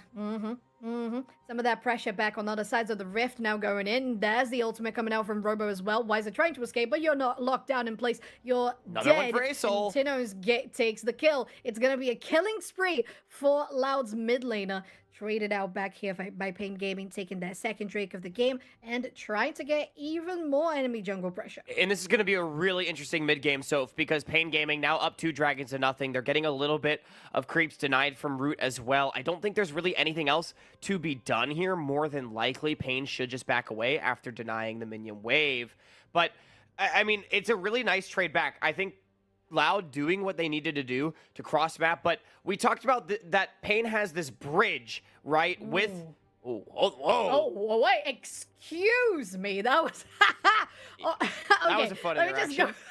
Let me just go through it. So it was a dash from Chita, but still getting hit by ulti, having to cleanse, and then the Zenith Blade going on to Kuri, and then flashing over the wall, and Leona getting dropped back over the wall and headbutted away as well with the flash. That was very funny. Yeah, a fun interaction right there. Everyone gonna be fine though. And anyway, as I was saying, shaping up to be a great mid game, right? Because the bridge right now for Pain is strong. The Vi, Ahri, Olaf, these mid-game champions looking powerful. Titan even having a farm bounty to his name, over 10 CS per minute, a few turret plates being taken. However, the hyperscaler for Loud is the strongest member. Tinone's on this Aurelion Sol, 3-1-0, well on his way towards that Leandri's Torment. Going to be incredibly strong in the team fights, has the Sky's Descend as well. So it comes down to whether or not Pain is able to execute the commitment on the Tinones, pass these tanks, take down the hyper carry, or whether or not the Aurelion Sol will just be too powerful to handle as the game progresses.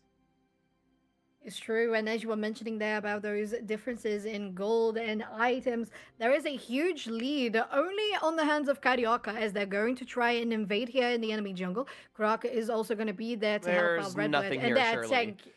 They're taking quite a okay. bit, Hawk, though. And there's the Nature's Grasp to follow it through as well, because Titani's in the back line. But now there's an ulti coming out from Leona, too. Going in, Titani's in a good position to just kite them in. Root is taking a lot of damage back, and Croc is also going to be focused. There's a kill going out for Star, and a huge ultimate for Tino's as well, to just get Pain Gaming to scatter away. Yeah, but Pain Gaming already finding 2 kills. They're going to get the Herald off the back of it as well. Tinones, I think that was a waste of the Sky's Descend, a massive cooldown that now essentially won't be available for the Dragon in 2.5 minutes. Hex Tech Soul Point, it would be over to Pain. I think Tinones needed to preserve that massive resource, and it's just more advantages over to Pain. I didn't think that there was really much of a fight there, but Pain was simply able to collapse 5 members faster. Yeah, and that's one thing they have been able to do in the early to mid game already. Oh, now Redbird's trying to get us low here, getting the axe and headbutt pulverize. Redbird is going to be taken down because Robo couldn't get there in time. They could even try to go for Robo as well if that is the case, but it's just the slice and dice onto Goody to warn them away.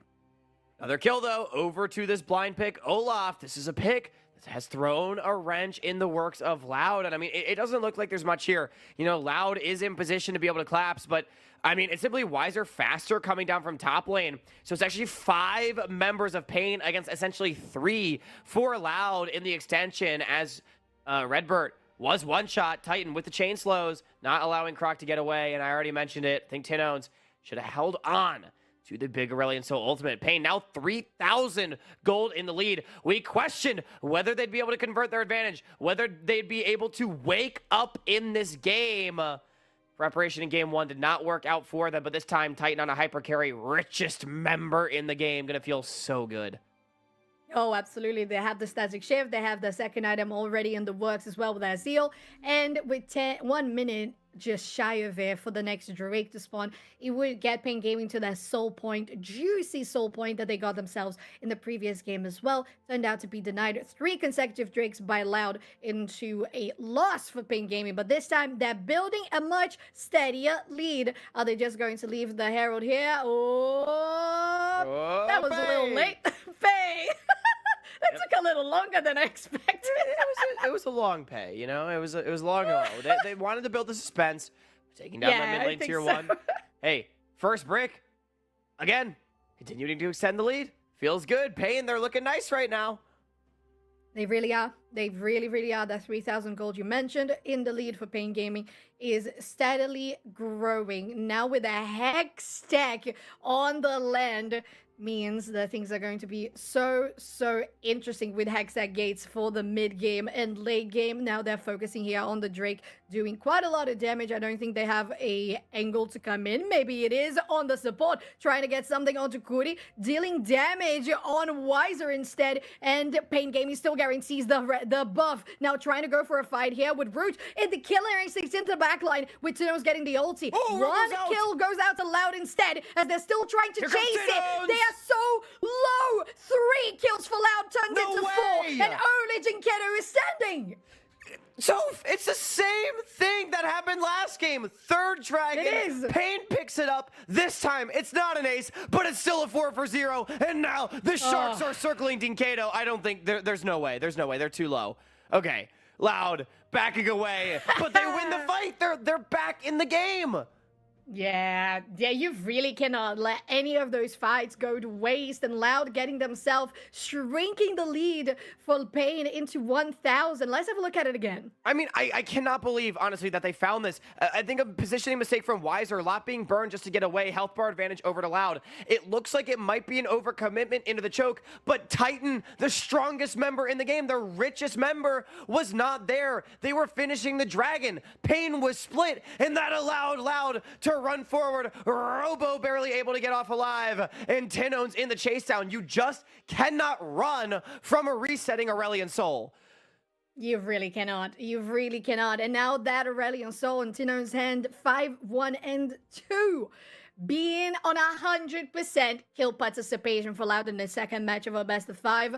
Pain, you need to get that steady growth into something much more escalating, and now it doesn't look like that is the case. A nice dodge from Leona's ultimate, getting Tita out of dodge. Still, this tier 1 is down. Yeah, and with that one getting picked up, it is going to completely equalize this game. Gold, incredibly close. Titan, certain to die. Way.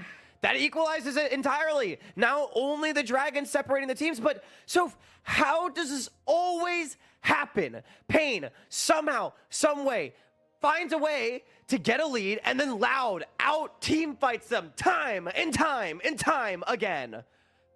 And last game, we saw something of a Pain Gaming that wanted to have team fight to their advantage, and it doesn't never connect. That is not the case last time. It's not the case this time either. So Pain, if you want to get something going, don't let your turn be or no summoner spells so advanced on your lane when your tier 1 is about to go down. Now, Carioca with Jinkedo go into this jungle here with Kuri as well to give it a shadow, but it's just too overextended to actually do something about it. Wiser, though, will most likely take this tier 1 in the bot side. I don't think he's got it right now. Robo here to defend, but at least the tier 1 in top dropping. And look, Pain, they're still up a minimal amount of gold. They still have that Hex Tech soul point. They have the ability to win this game. One bad team fight should not define them. But I feel like I have seen this movie between these two teams so many times. You can change the names, you can change the split, you can change everything, and yet it always feels like Loud somehow has their number, even with their backs against the wall. Tinones has been a part of it every single time. 6, 1, and 2 here on the Aurelion Soul. And I think on the other side, we said it before game 1 even started. Titan has to prove that he is that guy that can bring Pain atop Loud for the first time in a very long time. He's on this area pick. He is still ahead in gold over his opposite number. He has to be the carry. And for that to happen, Hawk, they can't get picked off like they did there in the mid lane. You don't have summoner spells. You respect the fact that there is a Leona, that there is a Maokai on the enemy team, and they're utilizing it so well every single time. Tinoz sets them up alongside the engagers, and it just works out perfectly for them. Now, shy of a minute to the next Drake to spawn again. Their soul that could be guaranteed by Pain Gaming, but you don't want to see that happen at the cost of your entire team losing the team fight. Yeah, absolutely not. And Loud, they're the ones with control over the bottom side river. It's going to be Pain once again, forced to walk in. Not really a true tank on their side. Sure, they've got the Alistair, but that is a support, level 9 to him. Now, everything up and available for both teams. No cooldowns missing. Pain, this is your time to try and find a fight to bring the game back into control. Yeah, just shy of 600 gold ahead. Pain Gaming have to find this one in the form of a victory on a team fight and also taking the Drake. They can just concede the Drake, but you gotta win the team fight. Croc is in the front line. They're all taking so much damage from Root already. Carioca over the wall, trying to get a moment, but Robo is in the back line again. We've seen this movie. This is a sequel. Zenith Blade into trying to get something onto Titan, and they're almost going to get it. Now going out deep, and they're falling so low. Carioca's gonna go down alongside Tinos as well, but that's the biggest weapon for Loud. Titan goes over the wall, trying to get Redbird into a bad spot. But that is Robo also flashing onto your ADC. But Wiser can try to fight this with Jinkido. They have something, a top laner and a mid laner versus a top and a support. They could try to still do something about it, and they could even take the Drake right here. But this is what Pain needed, the win on a team fight. They finally get it, and they're going to get the soul uncontested. We asked the question earlier. Could they find the Vi Ahri combo onto the Aurelion Soul and remove the Space Dragon before he's able to carry? And Tinos gets a lot of damage down, but the cease and desist, unstoppable, comes through from Carioca. Dinkedo diving him, and Wiser diving him. They find the kill, and Robo and Root do their best to keep this fight close. At this point, it's a 3-for-3, but the DPS is gone. The Dragon chain slows are here, and there's no more damage to kill this Olaf. I questioned this Olaf blind pick, and it does seem to be paying dividends. Hex Tech Soul now in Pain's pocket. Oh, it is Pain. Everything is going out well and is stacking for Pain Gaming. Now 2,000 and a little bit gold ahead where they have found themselves before. Now with Hextech Gate, Wiser goes over the wall, getting themselves in between Tinos and a hard place. While Croc is the one getting eliminated. There's no jungler for the side of Loud. How can they contest this? They still have Tinos, but Tinos doesn't have the upgraded ultimate to go through this. There's Robo coming out to the back line. Dinkedo's on the flank. Come into something. Dinkedo can try to connect something here with the charm, and they're trying just land onto Redbird, but that is your support, and that is not as important as getting Root or Tinos, but you will take it any day. Not a bad death for Redbird, though. Does deny the Baron. Pain, this time the turn much cleaner. Last game, I took issue with the way that they were indecisive around their Baron play. That pretty much put the game away in favor of Loud. This time, they're off of it quickly, committing as 5 onto Redbird, taking the kill. And now they can reset, get back onto the objective. They still have the soul in their pocket to always give themselves a potentially advantageous fight. What a dodge. Okay. So Tino's, of course, getting that advantage on thinking that Jinkido was alone. They managed to dodge a charm, which was huge, or else Carioca could have collapsed on them and getting a kill for themselves. But now that big, huge necessary ultimate on Tinos is on cooldown for whenever Pain Gaming starts forcing this Baron. They're clearing vision. There isn't much that Loud has right now, as Pain is completely erasing and making the map dark for them. You know, fear not, though, Soph, because next time Tinos has his ult back up, should be the skies descend, and you know he's going to try to bring down the heavens on Pain, though recognizing that cooldown advantage. They're already out of the Baron. Baron down to half so quickly. Loud, I don't think they have vision of the HP. Oh, but they're going in. Nature's Grasp trying to follow it up. And there's so much damage coming out from Tino's already. There's going to be a 1-for-1 already. And because of that, there is going to be Pain Gaming on top. Your damage is online. And it's a 3v1 versus the Aurelion. So a triple kill for Chita as they win this fight and could even take the Baron. No Carioca, though. So maybe we'll see them wait for it. Yeah, and I don't know what Pain Gaming's coach said to them in between games, but yet again, the Baron turned so much cleaner. Pain finding 4, they're gonna get the Baron, and with the soul, with the Baron, this might just be Pain Gaming equalizing the series in game number 2, unless Tinones has anything to say about it. Carioca is dead, health bars getting low, and he'll deny it. And they deny it. They deny it. Oh, and another one. Just max range out to getting Tino's on that charm. Let's have a look at that fight again, Chalk, shall we? Yeah, I mean, it's just Curie always playing for the turn. Pain so together with the way that they move, finding the CC onto route, one-shotting the Kaisa before the fight even begins. The problem therein lies, though, that Tinones is still alive and able to DPS. He's been playing the limit on these charms so beautifully, always dodging them out, and that does allow him to deny the Baron. And so I hope you like dancing, because we are right back to the Tango Baron. Oh, yeah, we are just 3,000 gold ahead that Pain Gaming has built themselves and steadily keeping it there, although not being able to really increase their lead so much because this huge objective they have been fighting at least twice already around is not being confirmed.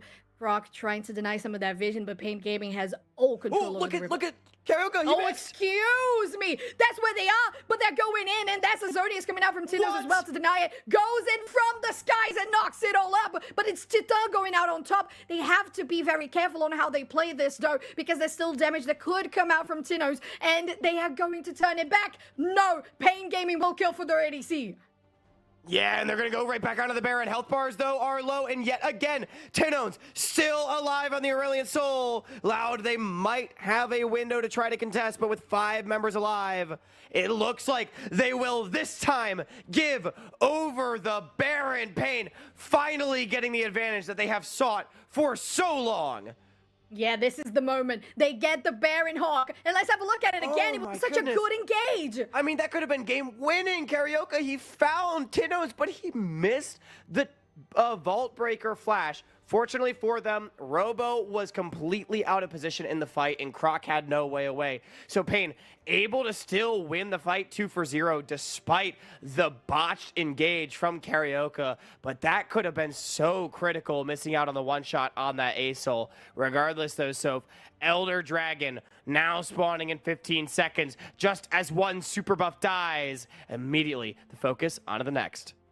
Oh, yeah, and you have someone that's also focused on pushing waves, and that would be Wiser on the Olaf. They can do split pushing if necessary. They have that TP, so if you want to try and set something up around the jungle, around this Elder buff, you can do it while your top laner is just trying to utilize that Baron buff as much as possible. Now, Pain Gaming, although they started the Elder, is still a lot of commitment if you want to try to do this one. There's Loud trying to find a angle to go into the river, still a little bit uncomfortable with so much fog of war and so much vision available for Pain Gaming, but now there's Scooter coming in, and there's the damage immediately onto Croc that getting deleted. Chita over the wall, and Chino's trying to do something about it, but the damage is just not there. They're trying Robo going onto the back line, but Chita should have it. No problem at all. Jinkedo gets the Q, and that is just one man standing on the farm of a space Elder Dragon, and that's gonna be Tino's on the Aurelion Soul. And it's not going to be a loud sweep this time. Pain,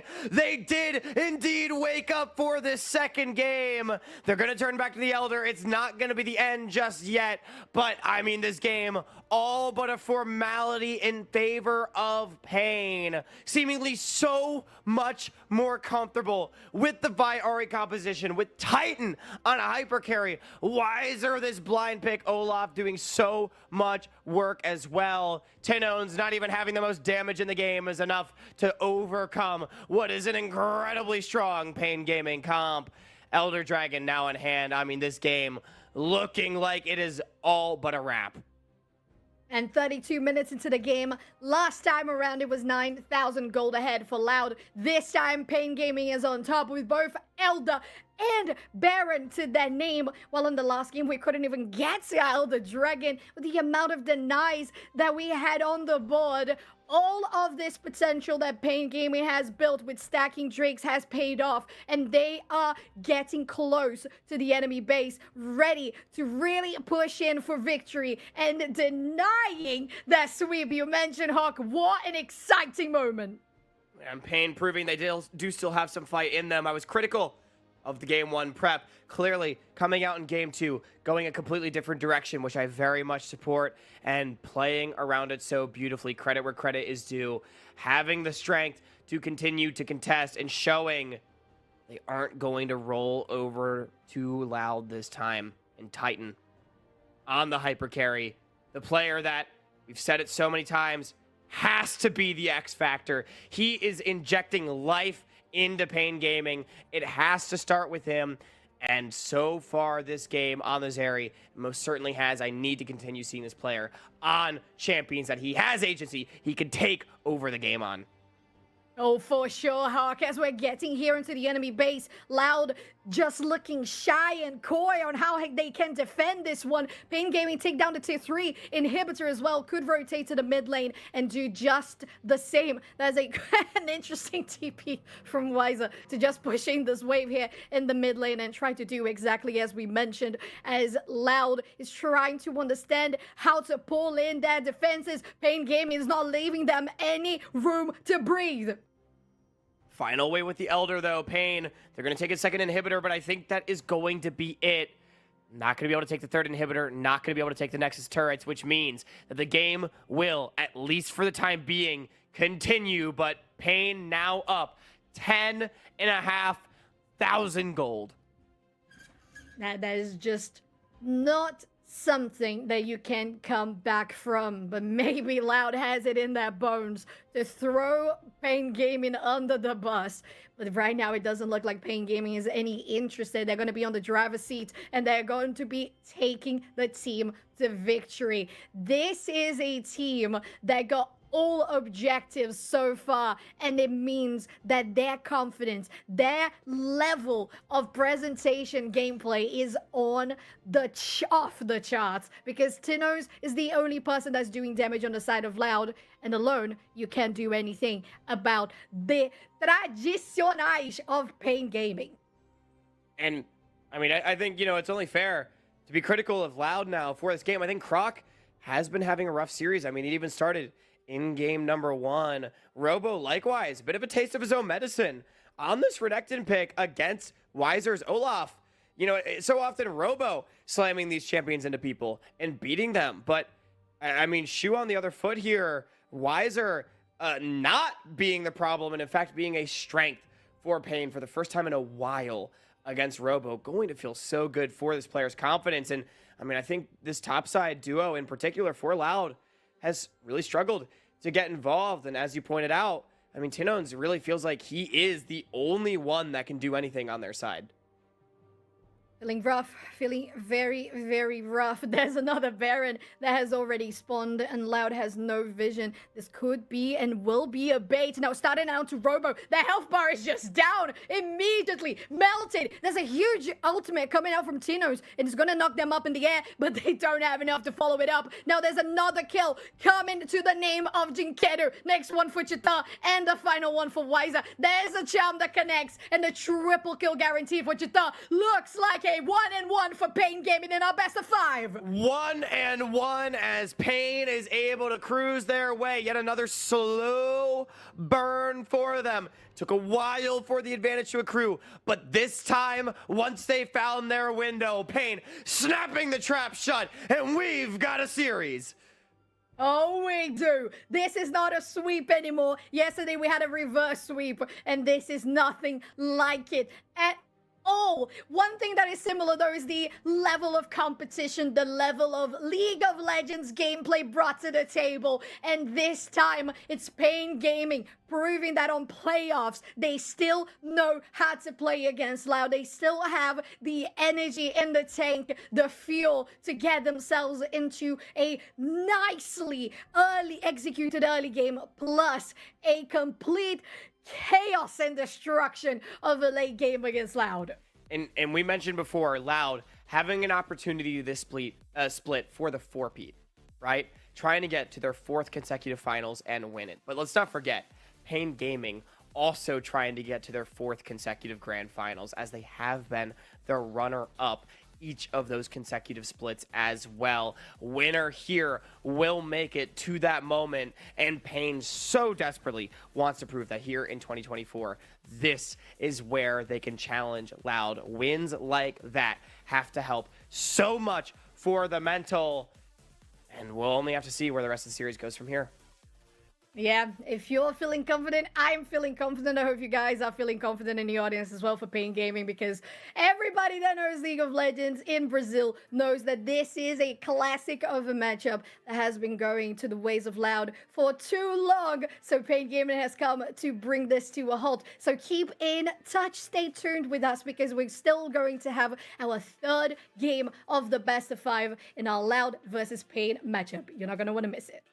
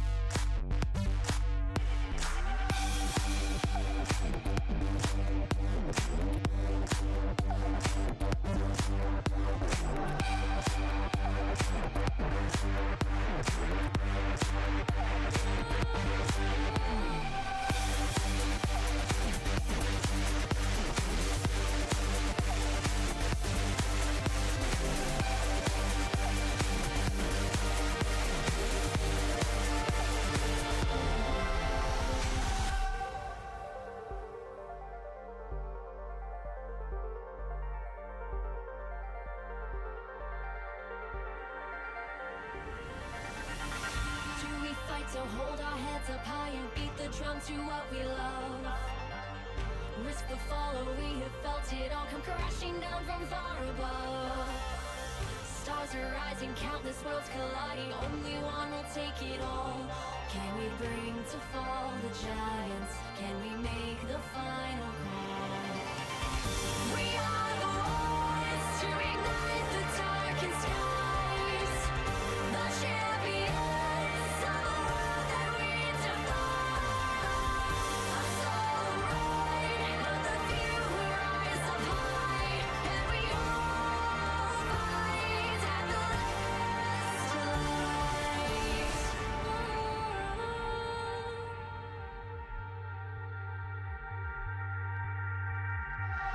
Oh.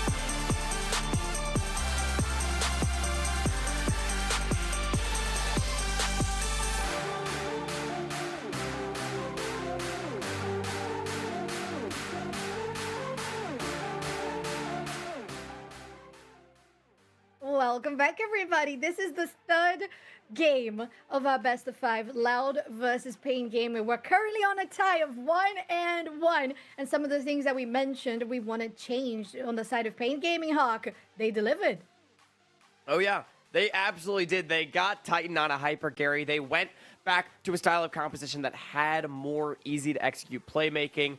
Wiser, not only that, showed up in his own right, just on an individual perspective, actually outplaying Robo for a game. And I think on the side of Loud, the Vi-Ari combination was a problem for them to deal with. Yeah, I think it was very well executed. I believe from what we saw in the first round that Pain Gaming played in playoffs, Jinkedo played only Ari, and from that to today, it really changed in regards to style, in regards to execution, and definitely in synergy with Carioca, as we're already in the draft with their first pick, B1 Lucian, that we saw in the first game for Loud. And this champion was so incredibly effective in the first game. It was banned by Pain last game, but this time getting picked up once again. Aphelios, though, for Titan is the answer instead of that Varus that we saw in game number 1. I'm a big fan of this. Get Titan back on a late game, scaling, team fighter, and with the Vi getting picked up, I think this asks Tinones the question, do you pick Ari on 3? Because you know Dean Kato is going to take it on R3 right here. Yeah, it's very possible, and I think it would be a good choice. But what makes me think is, yeah, would you rather just certify that you don't go into the second round of bans without Jax in and locked? So, wait, I love Lulu. I actually love Lulu.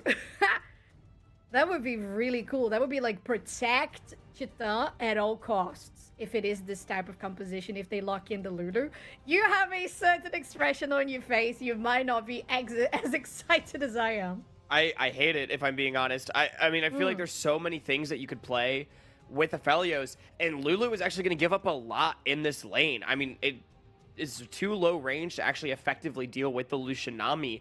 You had things like Milio, you had things like Thresh. The Lulu's also still available. I think you always pick support on 4 here, because now your Ari is 1000% getting banned out here. Yeah, you do have a great point. I think that although I totally agree with you, I still am a big fan of the Lulu, because if you see the Lucianami on the other side, and in the first game, you decide to be aggressive and try to deny them, and it didn't work, then you try to build something that can completely shut down dives. And I think Lulu is an expert of shutting down dives. So it might be the strategy they're going for.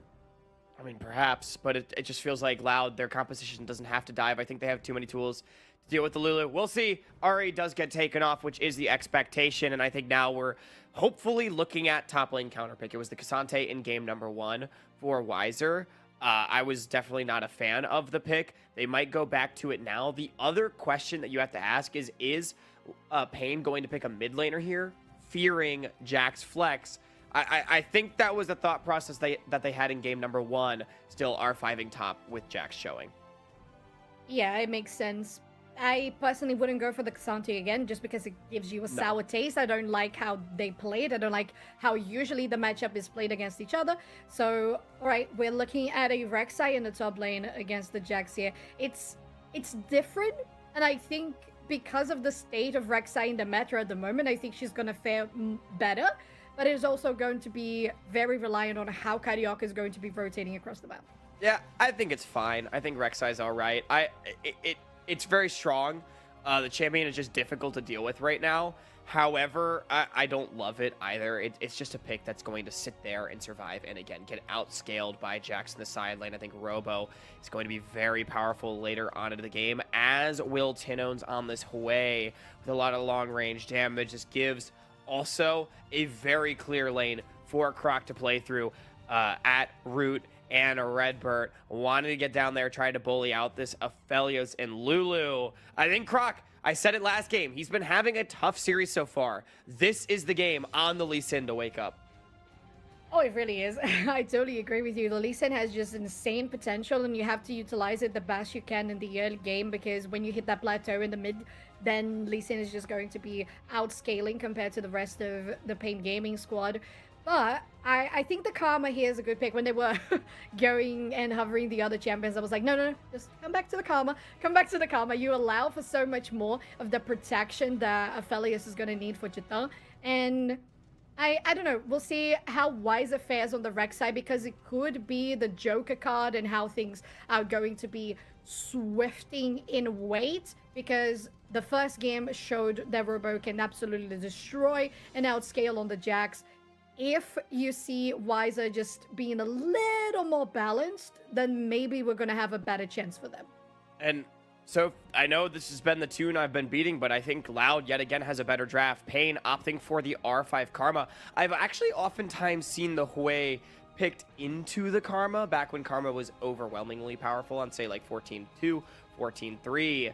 And so I think Tinon should be fairly comfortable in this matchup. Not only that, double Enchanter to go with the Aphelios feels very good, but this is a difficult composition to keep Aphelios alive against so many threats on the side of Loud to be able to shut down. And finally, feels like the Vi a little bit hung out to dry. Not actually a lot of follow-up, very much a kite comp for Pain on the side as opposed to the dive that they were running last game. We'll see, though. I mean, Titan on a hyper carry with double Enchanter by his side. Like, that is a very obvious win condition that definitely can look to take over the game. Yeah, I'm thinking that that's what they're relying on, where they're putting their money, and considering how Titan played in the previous match, I think they can pull it off much better.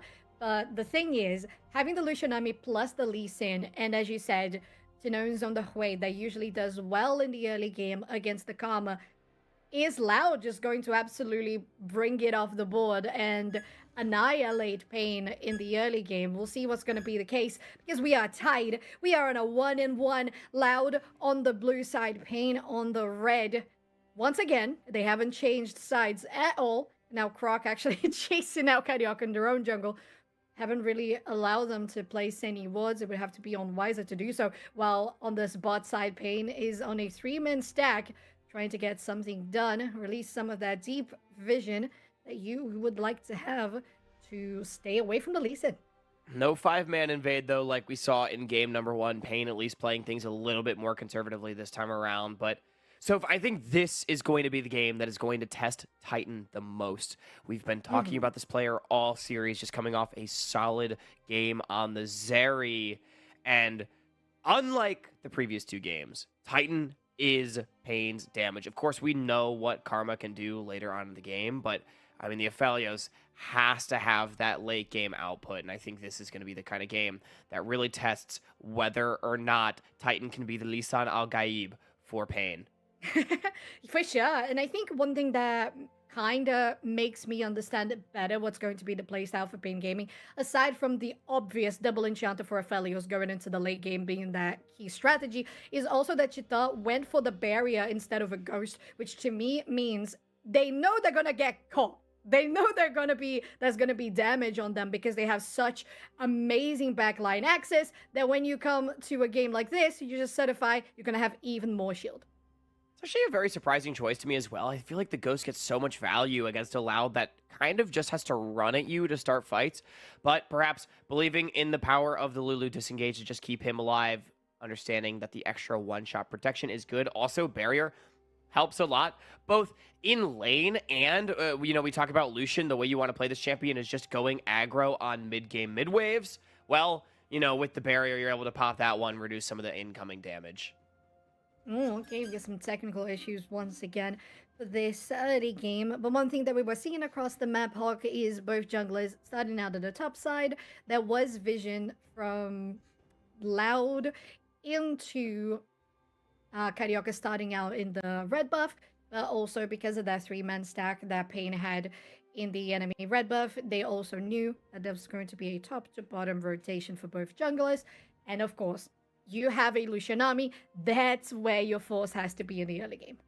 Yeah, the Rek'Sai lane, unsurprisingly, I don't think anyone really cares about playing around that one, Soph. Yeah, Nope. it's a bit boring up there, I would have to say. I think Yeah. Robo's going to be in isolation this time around. It's true. We know how they fare alone as well. Look at them. That's that's Robo on your screen, and we know how fairly well they do by themselves, and especially on the jacks that we saw in the first game of the series. But now into third game, there were some things that we saw differently from Pain Gaming in the second Hawk that this time you weren't really sure about that draft. So talk to me a little bit of how they should be executing this to actually have a win. I mean, the main thing is that they have to try to make this way uncomfortable in the lane, at least early on in the game. I think that's the main way that they can at least try to take some control while Titan works on coming online for this Aphelios, right? Because otherwise, the way with the range advantage, once he gets a lost chapter, should be able to push decently well into the Karma. And then first move coming out of mid from Loud with a Lee Sin, Lucian comp. How do you ever fight into that, right? But if you're able to attack this way, make sure his flash is down, make sure he's not comfortable to step up in the lane, gives you a lane you're actually able to play through to try to sever the connection between mid jungle and then the bottom lane of Loud. For sure. And one thing as well, I believe would be central is how well can Jinkedo be playing in the Karma versus Hui, and how important it is to allow the Karma to have that breathing room to go for early roams, which is something we saw consistently done well by Pain Gaming. They're rotating really fast, really preemptively, and with great numbers. So most of the times we saw those early game fights, they were outnumbering the enemy in the best way possible. Now, because they had a Zeri, that was essential for them to get into unlocking that late game scaling faster. This time around is the same case, but because of the Karma, it could even be an easier scheme when they go for stacking those early Drakes. Yeah, it very much could be. I do think both teams, at the very least as well, do have options to fight in the early game. Obviously, Loud is going to be favored, but I don't think it's completely doomed. I mean, Pain, they've actually been playing out a lot of these early skirmishes really, really well, to give them some credit. So, I mean, if that continues, definitely is a win condition to be had. But, Sofa, we're just, sitting here in the pause, vamping, hoping we'll to get back in the game. I mean, the crazy thing is, right, this game doesn't even decide the series one way or another. We're getting at least a game 4. Yeah. Yeah, absolutely. It's the tie from early on that gets things super exciting, but at the same time, a little boring because we're always looking for this is the game that actually breaks the series, but it's not the case. And because we got to pause, we're also chilling down a little bit. So just a reminder to everybody, hydrate, get yourself some stretches because they feel really good. And we know that us gamers love just sitting down all day, close at home, no light, no touching grass whatsoever. So if we need some technical pauses to do that, I think that's all right. And at this point, the series, a best of 3, right? The first 2 games don't matter. The first game of a best of 3, what is this one going to tell us about these teams? What can we learn from that? Look at that! They're unpaused. I think we're probably going to get back in the game very soon. Yeah, we're getting in. And I think I'm on the same page as you, Hawk. There's just something about being tied here, feeling like it's the first game of a best of 3 that kind of brings us to a impasse. Oop. But also, there are such similarities to the first game that we saw. Wait, is this? Oh, I think that might have been an unwind as well. Do you notice how the health bar on Chitan was like much higher than when we left? I think that might have been an unwind as well. I think he might have just used potions. I'm not sure about that, but either way, 3 minutes into the game, we did have the goofy little missed ward from Root, but regardless, it does still, with the bottom lane priority, give Croc the ability to walk in, steal away the Gromp, fighting for the crab as well. This one's going to be very important. Croc wants to protect his bottom lane's ability to push up. Yeah, look at Goody just doing Lulu things. And we know that, of course, when you have the Lucian army, you have to either stand your ground and not do anything, aside from farming safely or trying to poke a little bit back as well. And Cody is doing very much well at that. While the first strike of the game will be only here in 1 minute. Weiser is looking for a gank and a flash forward with a knockup. Could guarantee the first blood. There's no way. That's Tino's going out of it alive. But now Carioca and Croc are meeting in the jungle. Root could have a backup pretty soon. It's a steal coming out from Carioca and they can escape with the Vault Breaker as well. So it should be fine. Now Cody is still very aggressive. Now a bubble from Red, but forces a flash away from them. Yeah, but Carioca, he got the Scuttle Crab right under Croc's nose, and now getting the red buff, pushing the bot lane off the wave. This is really good for Pain Gaming. Even moving Dinkato down just to try to deny this Lucian Nami. Oh, yeah, and that's what we mentioned about Pain. They have been so spot on those rotations. Dinkato is here. Fast forward, but because they left, Tino's is actually going to be outnumbering here on the squad of Pain, and the TP from Dinkato is going to come back, but it's not in time. Chita takes the first blood. That's insane. Now with a Sonic Shockwave, goes in and takes one back. It's a 2-for-1.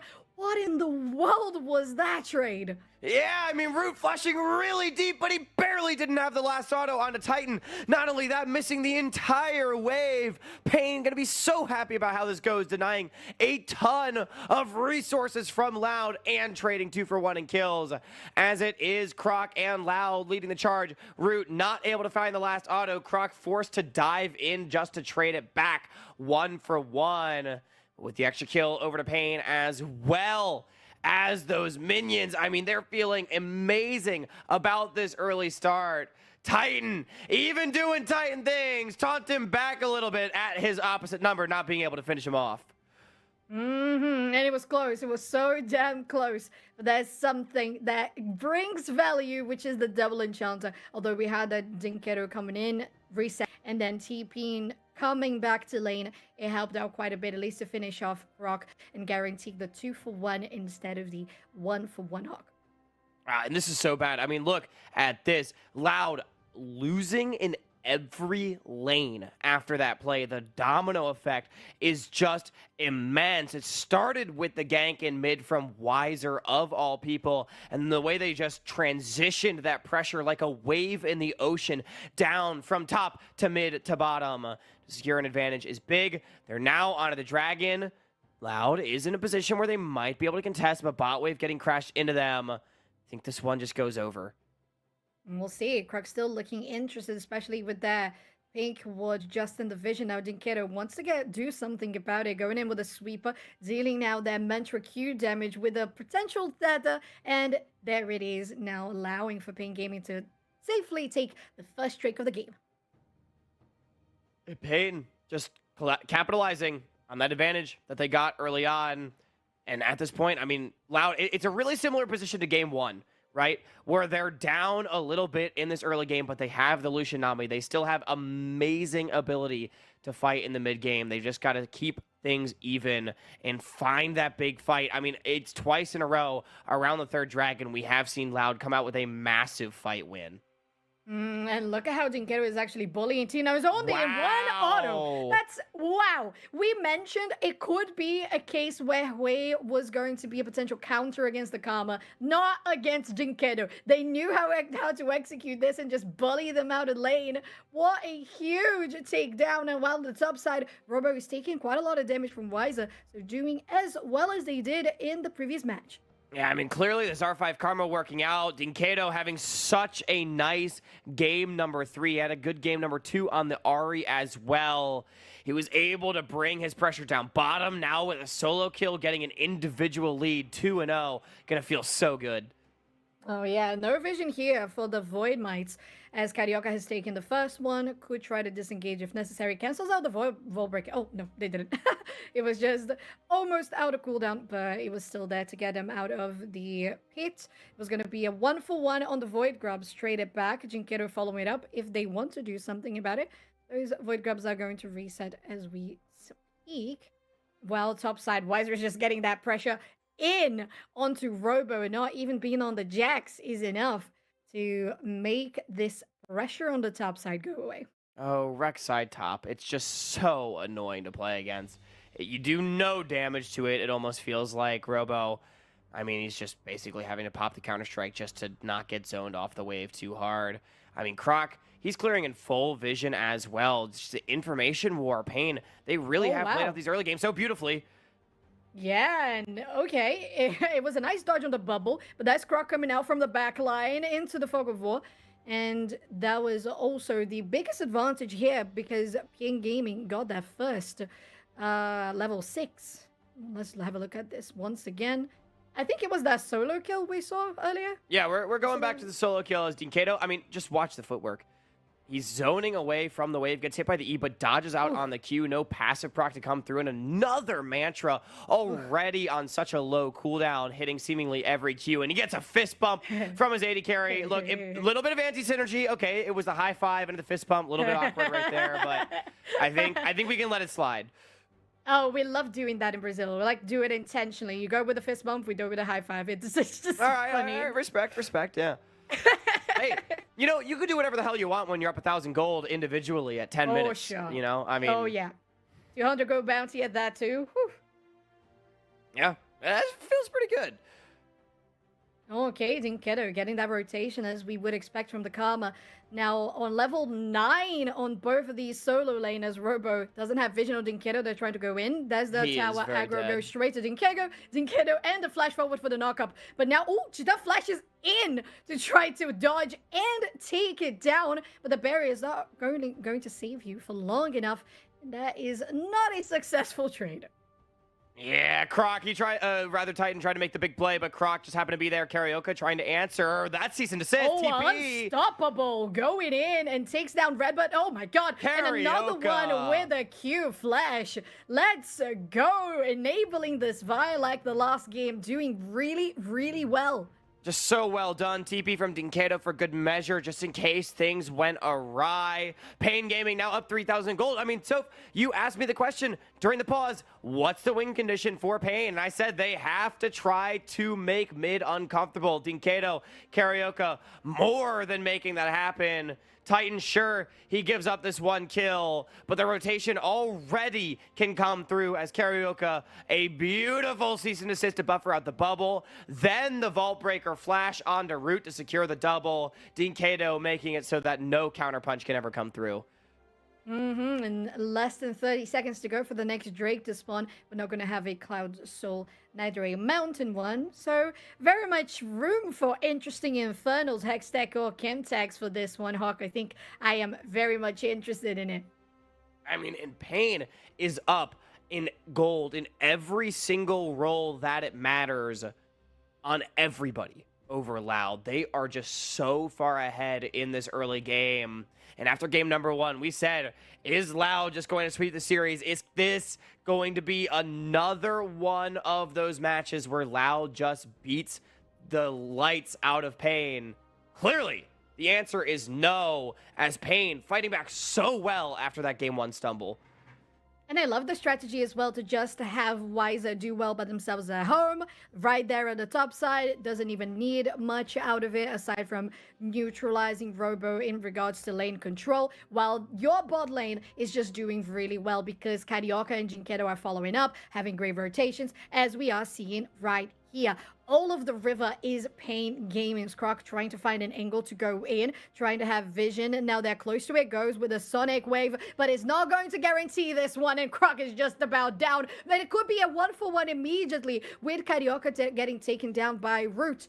So it's starting to look a little similar. Pain takes the Drake, but loses the fight. We'll see if that doesn't repeat again. Oh my god, topside Wiser, how are you so deep? I mean, because look, he goes Burrow and boom! Rek'Sai back to like full HP. Robo, I think he's going to be forced to take a base and TP back. It is at least a shutdown going over to Root that is going to feel good for Loud, but it does little to cut into this advantage. We can take another look. Pain, unsurprisingly, first to the objective with their advantage. Just have to play on mid. Karaoke, though, taking a bit of damage. They turn onto Croc well, but the trade back is there. Good tidal wave from Redbird to set it up. Absolutely. One thing as well that we have to mention is how Karaoke was ahead on level 8 compared to the level 7 of Croc, so it was most likely going to be a Drake guaranteed for Pain Gaming. But now with the lane rotations, we have bot side at the top and Wiser going bottom. Now, Robo, your tower is just as good as dead, especially with Carioca around, clearing out the Void Grubs. This is the first game that we actually see priority on Void Grubs. Ooh, it's not going to be enough damage. There is still a potion ticking on Robo, and they stay alive. I love this rotation, though, from the side of Pain, rather, bringing their bot lane up top. Like you said, they get so much damage on this top lane tower. It also gives them priority over the Void objectives. Unfortunately, Carioca was only able to take one grub before they despawned. However, I do think these rotations so good. It means Robo now late getting back to bottom, which lets Wiser work on this tower. It's more creeps getting denied. It's just pressure over to Pain, forcing Loud to march to the beat of their drum. And the beat of that drum says, first brick. Oh, come on. Yes, observer, thank you. Thank you. Come on. Why don't you Surely just Wiser commit could to have the gotten last one more auto, auto in on Wiser? it. Yeah, I mean, He's probably don't make got it me here. look silly. I think Wiser's got it here. I think he's gonna walk up, just be able to knock down that tower. No harm, no foul. One wave later. Yeah. Oh, it was more than one auto. Funny. Okay. I was sure it was just one. Oh, but topside Jinkedo is going out deep for Tinos. Look at the damage the Karma deals. It's insane. And now 2, 0, and 2 with that Malignus finished. 200 gold bounty to their name. And Carioca with Kuri as that pocket enchanter to help you out as well. Tinos. Ooh. Ooh. I got really nervous. If Carioca had vision of him, that would have been the easiest vault breaker cease and desist ever for the kill. Fortunately, Tinone's able to skate away, but Dinkedo, this is just next level bullying between the mid laners right now. And Pain still full control over the map. Where did he come from?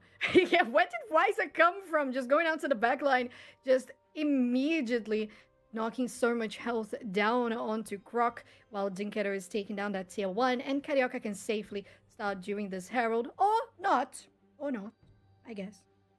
I think Pain probably wants to take their reset. Minute and a half towards Dragon. They've already got vision down on the bottom side. River can take their base and then look to fully control that area. I mean, I would expect second item spikes to be through on multiple members. Dinkedo, at the very least, should have his 2 unanswered towers now in their favor. I mean, Loud already has objective bounties 16 minutes into the game, and I don't expect that to get better. But Soph, third Dragon, yet again, spawning in a minute. This has been the moment where Loud has fought back in this series. And I don't think we've gotten to a stage where, oh, just hold that, trying to get something. Oh, they get the snare. They're With going the deep for follow-up, this. Wiser over the wall to go for that follow-up and knock-up as well. As you said, a little too deep.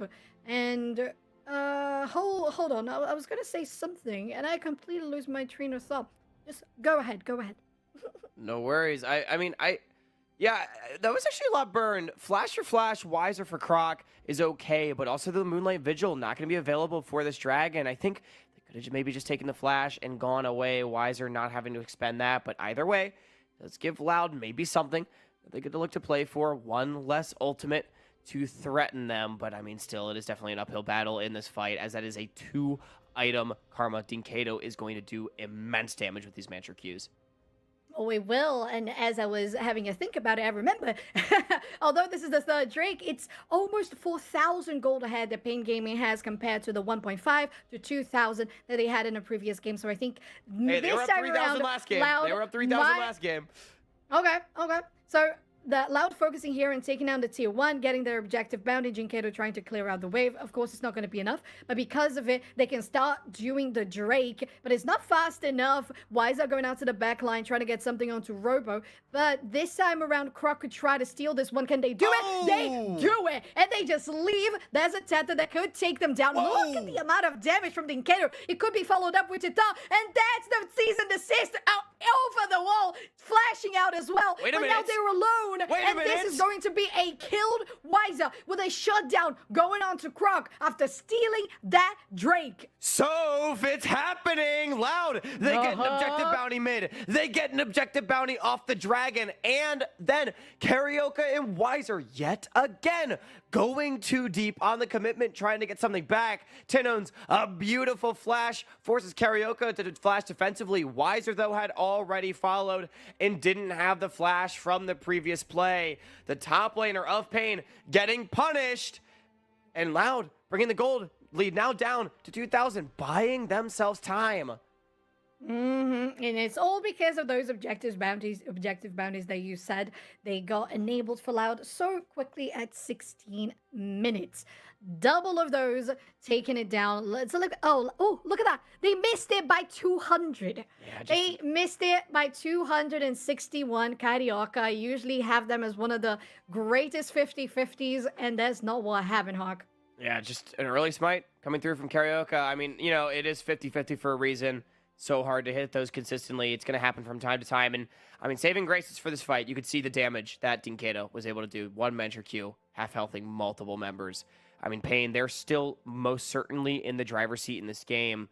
I do want to reiterate, Loud, they have a lot of threats in their composition. This Jax, this Wei, they are scaling. Lucian at the point where he can look to play aggressive on these waves and try to force Titan and Curie back. They do have a chance to continue fighting. And now there is something that we mentioned about the draft on the side of Pain Gaming, that is Carioca and Wiser on respectively the Vi and the Rek'Sai want to go into the backline, while Jinkeiro, Chita, and Kuri just want to stay in their own backline. And now sometimes they go just over, and the damage can't follow it up. Yeah, I mean, that's what I mean. It's not a dive comp from Pain, right? But they have a couple of divers, makes it really awkward to play, and now they're looking for the shutdown on Dinkato. Double flash. Now following it back with the Mantra Q, Dinkato getting the data, now very close to potentially getting more damage. There's still a tower here, Robo hitting that, just the one minion remaining, and Chita dealing so much damage, getting a root as well. Close, there's the Wild Growth going out to Titan, while Wiser trying to get some of that damage closer here, just zoning Robo away from the fight, but this has to be a disengage. Yeah, but it's not a bad engagement. Pain Gaming taking so much damage. Flash now burned off Dinkato as well. I think Loud is going to be okay with how that one went, although no major objectives or kills claimed by either side. Nothing on the board, really. You have the Baron, but it's just spawned less than a minute ago. You don't have any power or manpower to take it down, so it would be more of a fighting around Drake. They were around Drake, but there is no Drake to be found, so it's important not to commit to something when there isn't anything to capitalize on, and we know that both of these teams don't make those mistakes, especially after Pain lost both the Dragon and the fight, which is definitely a preemptive whoopsies considering the previous two games. Yeah, it most certainly is. I mean, it's amazing how, it's just... It seems History like these games are on a loop, right? So if no matter what game we're in, somehow the same stuff always happens. It does. Oh, I'm having a look here, and there is, of course, big difference between Jinkeiro on the 2-0 and 2, of course, in overall gold, but the CS is also very much ahead for both the mid laner and bot laner here for Pain Gaming, because of how well they executed that early game. They could still rely on. Of course, we are on 45 seconds for the next Drake to spawn, and it's something that we've seen Pain consistently take priority on. So we'll see what's going to be the case, as Loud is here in the mid lane to try and gather around. Yeah, and I will say, I mean, despite the massive advantage that Dinkato still has over Tinones with the Seraphs completed is at least at a point where he can actually do damage. But Soph, as you say, it is going to be the next round at the third dragon. No objective bounties this time for Loud, but 2 items en route. Maybe an angle for a potential fight. An angle definitely is something that Croc wants on the Lee Sin. We'll see what's going to be the case, because Pain has all the vision and priority here to start this Drake. Now there's... Was that a TP? Yeah, it was a TP from Robo from bot lane to top lane, forcing out Wiser to follow along as well. But Pain Gaming has full control over that Drake. They're going to start and finish it as we speak. And of course, because it's a Cam Tech Soul, they're just one step closer to it. Yeah, I don't dislike the move there from Loud as Croc on Titan. Oh my word, okay. There's a Titan way of getting that knock up onto Titan, but look at the defenses you have with both enchanters. Titan is just so healthy, it doesn't even matter. It was a good attempt from Loud, but they couldn't really finish it. Yeah, I mean, trying to find a kill on the exit, but Loud, don't hate the rotation, recognizing that, hey, guys, we're probably not going to be able to fight for this dragon. Maybe we can try to trade an aside. Wiser opts to respond, and then good defense, as you mentioned. These double enchanters are very good at keeping Titan alive. I mean, it's one thing to find a kick. It's another thing to have the carries in range to burst out the Cephalius before he can stay alive. Yeah, this tier 1 is going to go down. We know that you can't just go alone onto Tinnos. They are very powerful, although they are the immobile way. You have to respect what Tinnos can do on these mages. Now here in the mid lane, Pain Gaming trying to push and get some of that pressure towards the top side, even potentially a rotation to Robo. They have no vision, but they're very much aware that Pain Gaming could be looking out for them. Everyone, though, just going to take a reset. This game will continue to slow down. I mean, so if it has been some slow games so far in this series, we are 3 hours into this one and only about, I mean, I would guess 2/3 of the way through game 3, perhaps. These teams playing very methodically, not wanting to make the big mistakes that give over the game-winning advantage to either side. Absolutely not. Now, both top laners don't have their TPs, but they are closer by, considering that both teams are looking to get around the top side of the map. Croc, not yet been seen. Gonna try to maybe get a steal here on the red buff. But now Carioca knows that somebody is around, but don't know they have an idea that it's a 5-man stack. Now Jinkedo coming, now trying to get something onto Carioca. Jita is also there, getting a nice momentum. Carioca is still going in, going for the season assist. There's the tidal wave that follows it through, and Carioca is down. Now into the back line is Robo, and they're looking to go for Jita. There's a flash away from Jinkedo over the wall, and into the tower. It's a shut down onto Titan. This could be a slaughter. Why is that you can't do anything about this? Jinkedo is over the wall with no summoners. You can't follow it up. And that's going to be 2 kills over to Loud with Baron on the map. Now, health bar so low, I don't think Loud can do this. TP in from Jinkedo, but they can pick up the shutdown. Yeah, they can. Robo, that's just what you need to do. Take down the mid laner, and they're just one hit away. The shutdown goes to Root, and it's huge for Loud as they could get even more pressure towards that Baron pin. And just like that, the gold has been equalized. Pain, they fight in the jungle trying to retake some space, but look how aggressive Croc and the rest of Loud are willing to go, knowing that they just want to control this area. And here's the problem with the Vi. I said it in the draft. She goes in, she gets hung out to dry. Titan, no flash from the previous engagement around the dragon. Easy kills, easy shutdowns, and I love the Baron bait to get the extra shutdown and teleport off of Jinkedo. It was so good. So good. And that positioning there, as you said, just guaranteed that Jinkedo was going to get shut down immediately as they arrive. Just completely wastes the time on that resource. Now Chino is having the upper hand on the TP alongside Robo. We have 1 minute and 18 seconds away from the next Drake, and it is a soul point for Pain Gaming. Now Robo trying to get all control over the enemy jungle, and Carioca is like, okay, I'm gonna be a little more safe because you guys seem to be all over the place. No, thank you very much. Yeah, and now here's the question: is Dragon spawning in a minute, right? Jinkedo was forced to flash in that last engagement topside. Loud having basically everything available, save for Redbird's flash, but I mean, it's so much less important than the one on the Karma. You'd have to think this is going to be the one that Loud goes for, but a similar position last game, right? Where Pain was ahead, fumbled a fight or two, but then was able to get the soul, and from there took full control. They do still have that option open to them here in game 3. There is, and Loud, although that is the case, they are getting full control over the river, trying to steal this one. Still goes to Carioca. Now Robo also getting that flank angle that he loves to have, especially on the Jax. Going out to the back line and annihilating Tita and Jinkedo is their specialty. And speaking of, that's the damage coming out from Root. They have 3 completed items, and it's making it hurt. Carioca is below 50% of that HP. And how do you fight Drake if you don't have health? And I don't think they're going to go for it. Jinkedo's going to try to make it so that Loud doesn't have health in their own right. Carioca doing a camp just to try to heal up, though. Loud already onto the dragon. I think this one's gone, but Pain, they definitely want to still fight.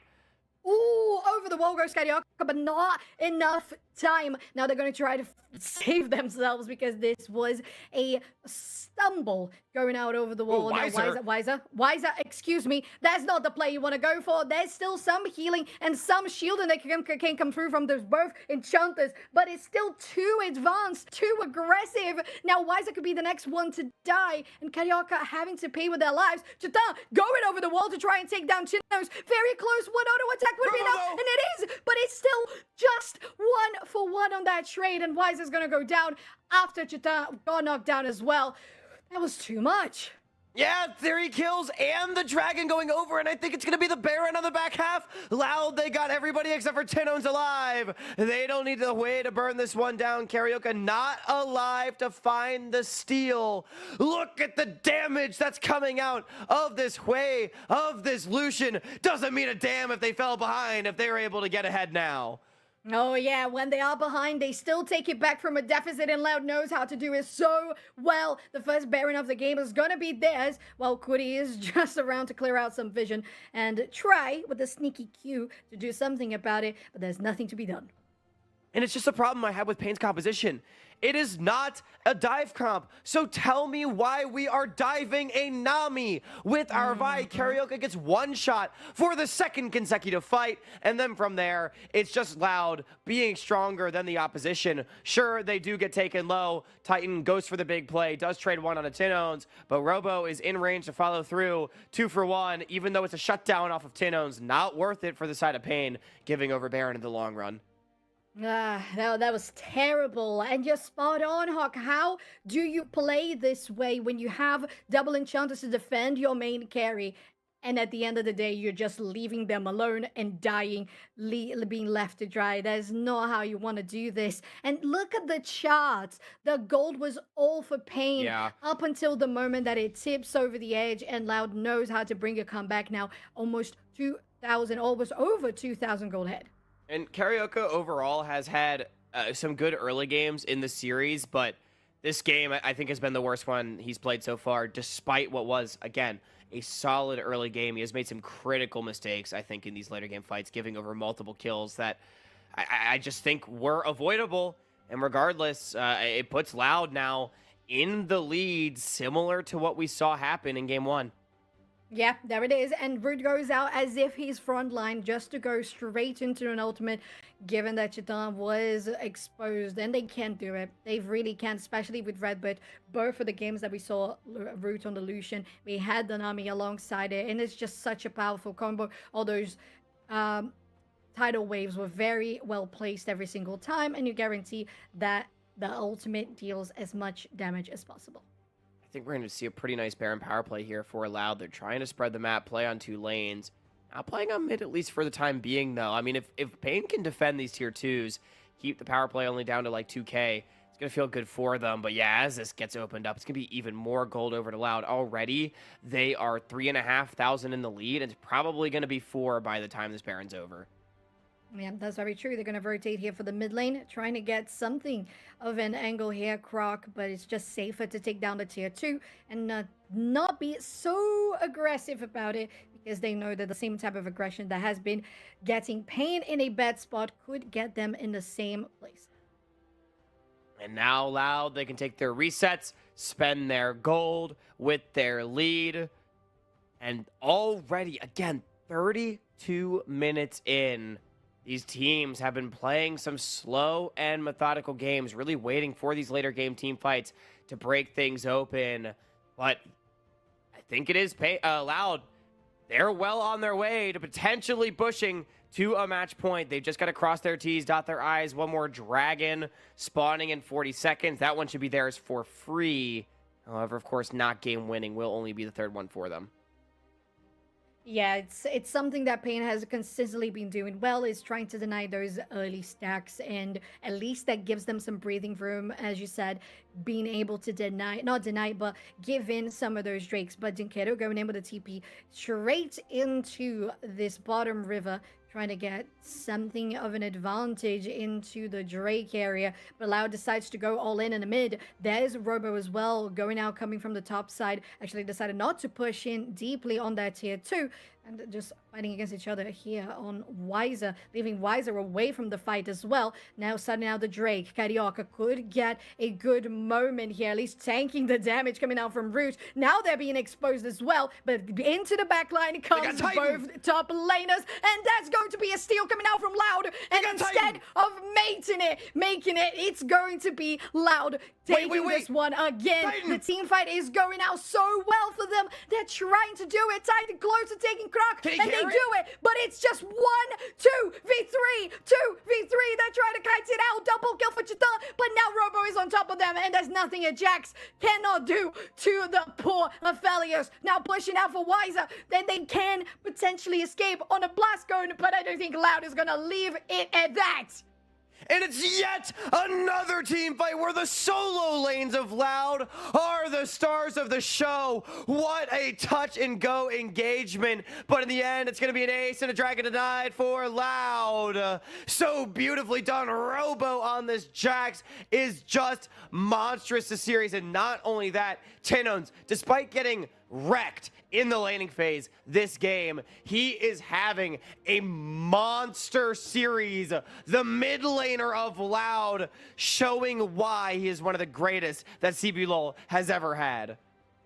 Just like RMC says, the Brazilian faker, right here. But let's go through it again, Hawk, shall we? Yeah, I mean, Titan gets CC'd up. It looks dangerous getting kicked in as well, but so much damage coming down from the Moonlight Vigil before the kick means that Loud actually forced to scatter, no follow-up on the play, and Curie's still alive, might be able to help Titan carry this one out. Unfortunately, though, once the Jax joins, Aphelios literally has no way of touching this champion, so it's a very one-sided affair, but Titan, I mean, credit to him, really tried his best in that fight to 1v5 as the Aphelios just was too little, too late. The rest of Pain fell by the wayside.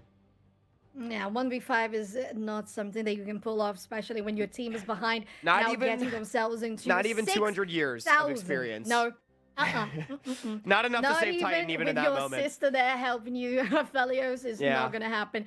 Now, behind the Baron pit goes Loud, trying to get some of that vision into Pain Gaming's Jungle Hawk. They're trying to steal this away, and I do. So Carioca doesn't have it. Neither of the Pain Gaming players have that buff. Only Robo has it, probably by taking somebody down. Now, trying to go in through the mid lane could be an opening, but at the same time, you really want to take down the barrel on this one, because Pain Gaming, if they conquer back the space here in their own jungle, this could happen. Now it's a season assist going in, Carioca. but they go over the wall, and Carioca's going to be too exposed in this one, Hawk. Now Tadai's following up with the damage. There's a redemption as well to help it out. Kuri is trying to, but it's not all the healing and shielding in the world that can save Carioca from being so deep and aggressive like they were.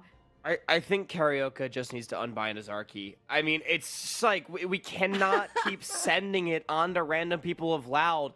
They just drag him and kill him. And this is a Vi that's basically going full tank. I get you're trying to frontline, but just buy space for your Aphelios. Make sure he's actually able to walk forward.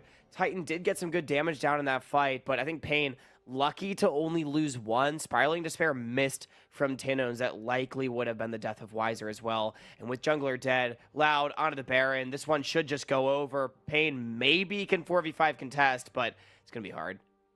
Yeah, it will, but they're at least trying to do something about it. Don't think they have the angle, though. That's going to be Loud taking the buff. And because of all the great attempts and steals coming from Croc, they're both teams on 3 Drakes each. It's soul point for both of them, and that means that it has to be contested the next time around. Now, with that Baron just enabled, Robo can push the side lanes way in the mid lane. Tinones, as you said, coming back from a deficit now 5, 2, and 8 can make a difference in Root. We know how well they do on the Lucian, and they're showing it every single time. Huge. And of course, the shout out for Redbird on 15 assists out of 16 kills in a game.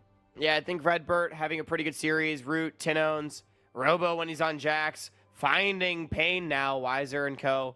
Forced to run away, Baron in hand. I mean, every game going to 2 Barons. Pain putting up such a miraculous fight. keeping things so competitive between these two teams. The classic rivalry, or should I say the new rivalry here in CBLOL, delivering on all fronts. These teams blow for blow with one another, but here in game 3, it's Loud one step ahead as they find Titan. No way. They go immediately onto Titan and they get obliterated. So is Cody. Now trying to get something back as well. Carioca, you're going to get taken down. There's a flash over and away, but the Nami, the Nami almost takes you by herself. It's going to be the last auto on route, and that's just Wiser and Kato alive. Loud can take this one to a finish. It's the inhibitor open, taken down with the Baron. That's going to be game.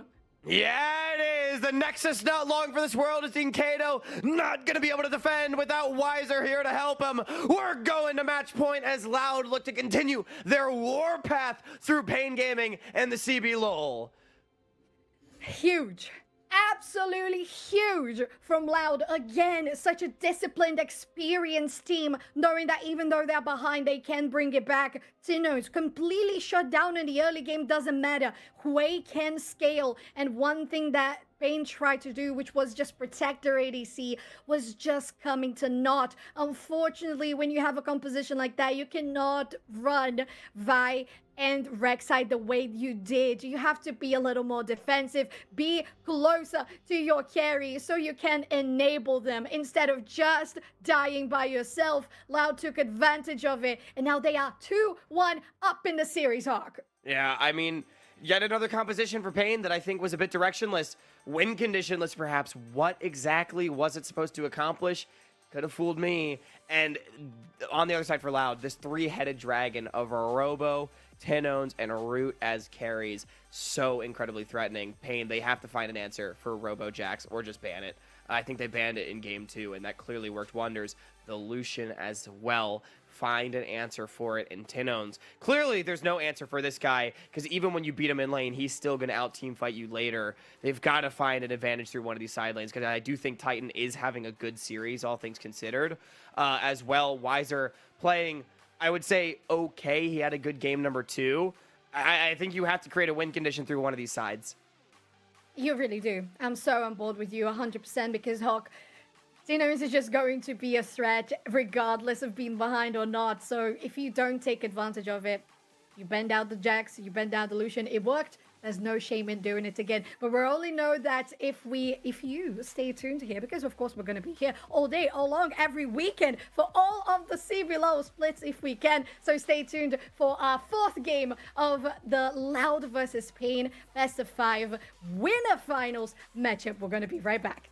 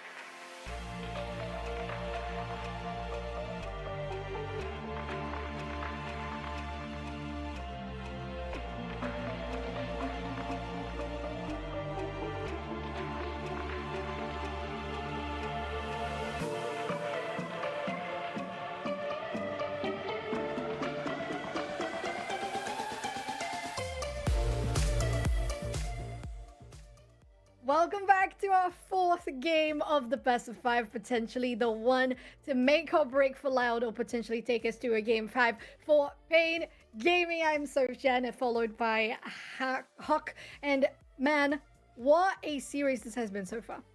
Oh, yes, it has been a great series. We've had 3 slugfests so far. Pain winning out in one of them, Loud the other 2, leaving Loud leading the series 2-1. But I mean, every single game has been close. It has all started with Pain getting advantages in each and every game, but Loud managing to bring it back. And for this game, for the first time this series, Pain Gaming on the blue side, we asked what answer they would have for Robo Jax. They have banned it. We asked what answer they would have for the Lucian. It has been banned by Loud. Good starts so far for Pain in the draft.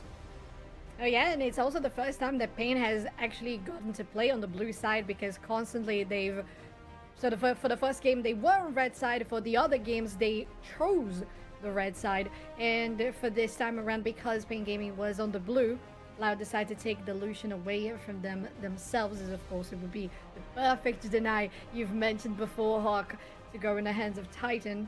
And well, when the Jax was banned was when Pain won, so this might be a good shot. Oh, it absolutely could be. And interestingly, Callista left completely unbanned. Has been banned throughout the rest of the series, and this is a champion that is the other 100% presence in playoffs alongside this Lucian.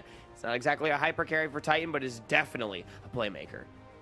Oh yeah, the early game is all Kalista likes to see. We love to see Kalista with the likes of the Nautilus, but it's banned. We love to see her with the Renata Glask. Now also an option usually would be the Senna, now taken out by Loud. We have a couple of different things that could be done with the Senna. We have the fasting Senna with different types of support. You could have the Senna as the support herself. We'll see what's going to be the case. As usually, oh, if I'm not mistaken, there were plenty of root games on the Senna. So that could be the option. Yeah, 3 games of root on the Senna throughout this split. Actually, all wins. And this is going to be crazy for you all. A KDA of 55. So clearly a very good pick. And with Robo slamming down the Olaf, it seems like comfort is going to be the option. Do want to point out as well, talking about win rates on certain champions, the Kalista getting picked up for Titan has been his favorite champion so far at this playoffs with 3 games on it. And all of them being wins. It has been a very important factor in Pain's playoff success thus far through 2 series. Lee Sin, though, going early game. It's all about Pain. They seem to be indexing into this superior early game that they've had throughout the series. Because they want to make sure that Kalista goes alongside the Renata Glass we mentioned and have the early game pressure with the Lee Sin.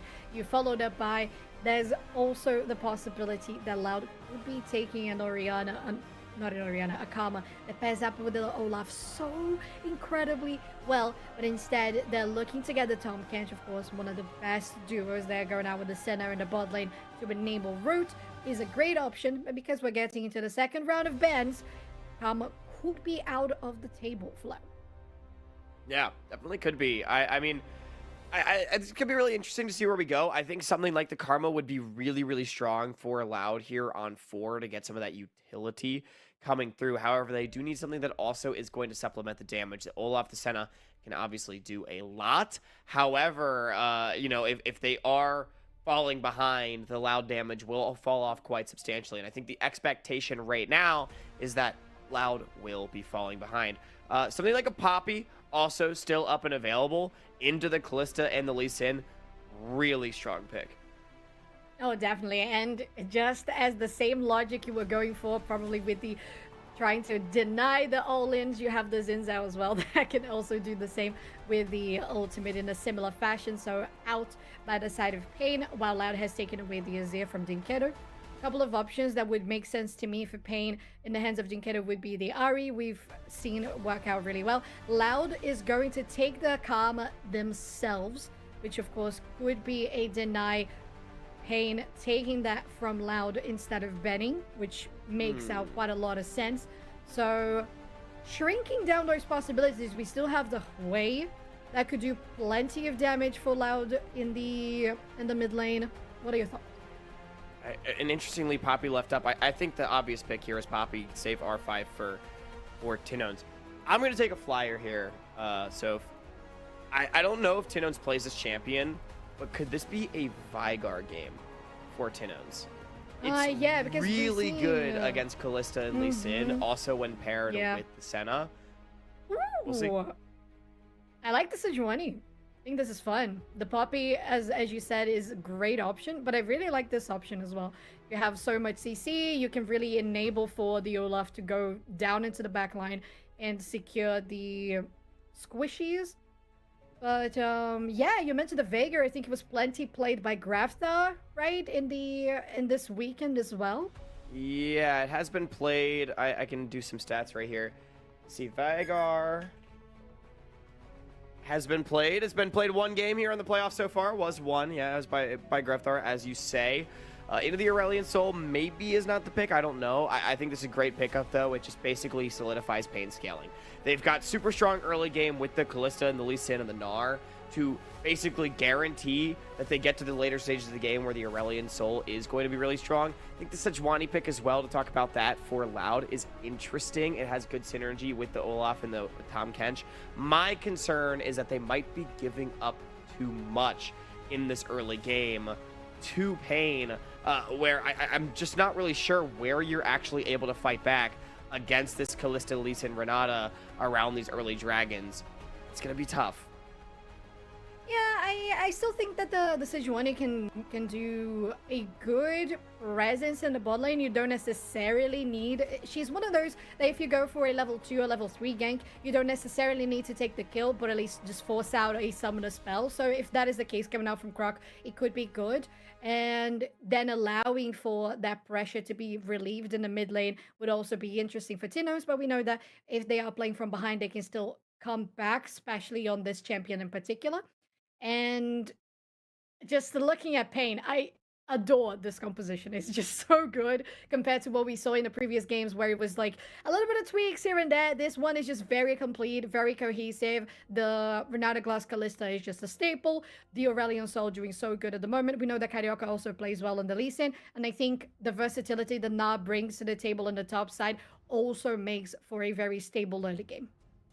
Yeah, I agree. I think Pain has everything that they could really want with this composition. They have winning bot lane, winning jungle matchup, which is where they have found most of their advantages so far this series. Saving grace for Loud is going to be that their solo lanes are in advantageous matchups. I think Robo in particular going to feel very comfortable against Weiser's Gnar. And Tinones, of course, has been having a great series. I do think the win condition for Loud is that their solo lanes are just able to really open up advantages for themselves and actually accelerate the scaling in Loud's favor. Because in the late game team fights, do you think Loud has an advantage? And these games so far this series have been going long, but I think despite all of that, I mean, it just feels like Pain has so many tools to open up the game in their favor. And I'm with you. I think it's a good composition for Pain. Yeah, and it could be a grand opening because we saw in the first game something to the likes of Pain going for 5-man stacks, bot and top around the 1 minute and then like 4-minute marks. So if they can do it themselves because they are the ones who have the early game prior, that would be huge. But that's not the case. That's not what they're going for. As we get into our fourth game of the series, Pain gaming on the blue side, Loud on the red. Hawk. Is Pain going to be able to execute as much of a dominance in the early game as they want to? I mean, that's going to be the question, isn't it? And I think it's going to be really interesting to see where Croc starts in his jungle clear, because the obvious answer is to start bottom and try to play around Robo on the top side of the map. But at the same time, he might get pulled down to bottom at times this game just to defend Root and Redbird, because you know that Carioca wants to try to put on the pain, no pun intended, down in bottom. Yeah, absolutely. And there's just something about the Pain games that always gets us saying something similar to that effect, and it's all good. I think it's just something that comes with the job. Croc and Robo want to go make some noise in the top lane as Carioca's going to put down the Pain and bottom. You know, we can do this all day. Yeah, for sure. All right. So, as you mentioned, there is the potential trade back of Carioca going out to the bottom side and maybe trying to get a level 2 gank if possible, or if not, they're just going to rotate up, and Robo really punishing here Weiser on this Gnar. You would expect having some of that range could help, but Robo doesn't even care. Yeah, but so good for Robo. I think he denied some XP from Weiser, which is just going to be huge, hitting level 2 first. Doesn't matter if you miss the actual CS. You just want to play to deny the XP from that Gnar. Really good level 1 trade, and interestingly, both junglers starting on the bottom side of the map. Maybe the read from Carioca is, hey, I can leave my bottom lane in isolation and they will win. But I have to be able to answer top side and make sure Weiser stays alive, because the way we lose this game is by Olaf getting fed. Oh, for sure. But there's something interesting as well. Oh, let's leave it just a little bit, as there is an Ignite already going out to Red, but dropping them very, very low, popping those potions. But one thing I was going to say is that actually we saw Croc going for the red buff into blue buff, then Krug? No. Gromp, gosh, there you go, for the Gromp, and then trying to be here on the bot side to help Root and Redbird. So there's still plenty of those camps that could be stolen for Carioca if they find an opening. It's a good reverse, though, from Croc. It allows him the ability to cover any potential dive on this 3-wave crash. After realizing that Carioca is not in the area, you can reverse his clear, still end on top side to potentially attack Weiser Both junglers just going to be heading towards the same direction. But, I mean, good idea, Loud making sure everyone's going to stay safe. Also, worth noting, Redbird does have the teleport in this lane, as it is common in the Senna Tom Kench lanes. So he does at least have the ability once every 6 minutes to get back to lane essentially for free. Oh yeah, and it works out so good. So one thing we would expect is Carioca going out for this Scuttle Crab immediately. Ooh, nice. Was it stolen? Yep, Croc got it. Yeah. All right, good job. Okay, trying to still do something about it. Going super deep. Carioca still with the Vi ultimate syndrome. Now here on the bot side, doing so much damage as we know the Kalista and Renata Glass can do. Really taking priority here, but a big rotation with Wiser to follow along onto Tinos very early here into the game, just poking it out. The minions were in front of Carioca and they couldn't really find an angle to go in.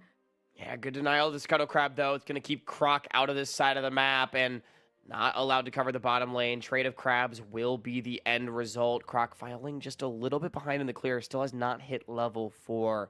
Therefore, no ability to fight. Good trading in mid as well. Going to feel pretty comfortable for Dinkato. And this could be a very early Drake as it goes on spawn, considering where Carioca is. So maybe this is an angle they could go for. The bot lane is already pushed. Then you guarantee that with the Scuttle Crab and knowing that Croc is behind on CS, that you can try to take this one down just soon after you reset.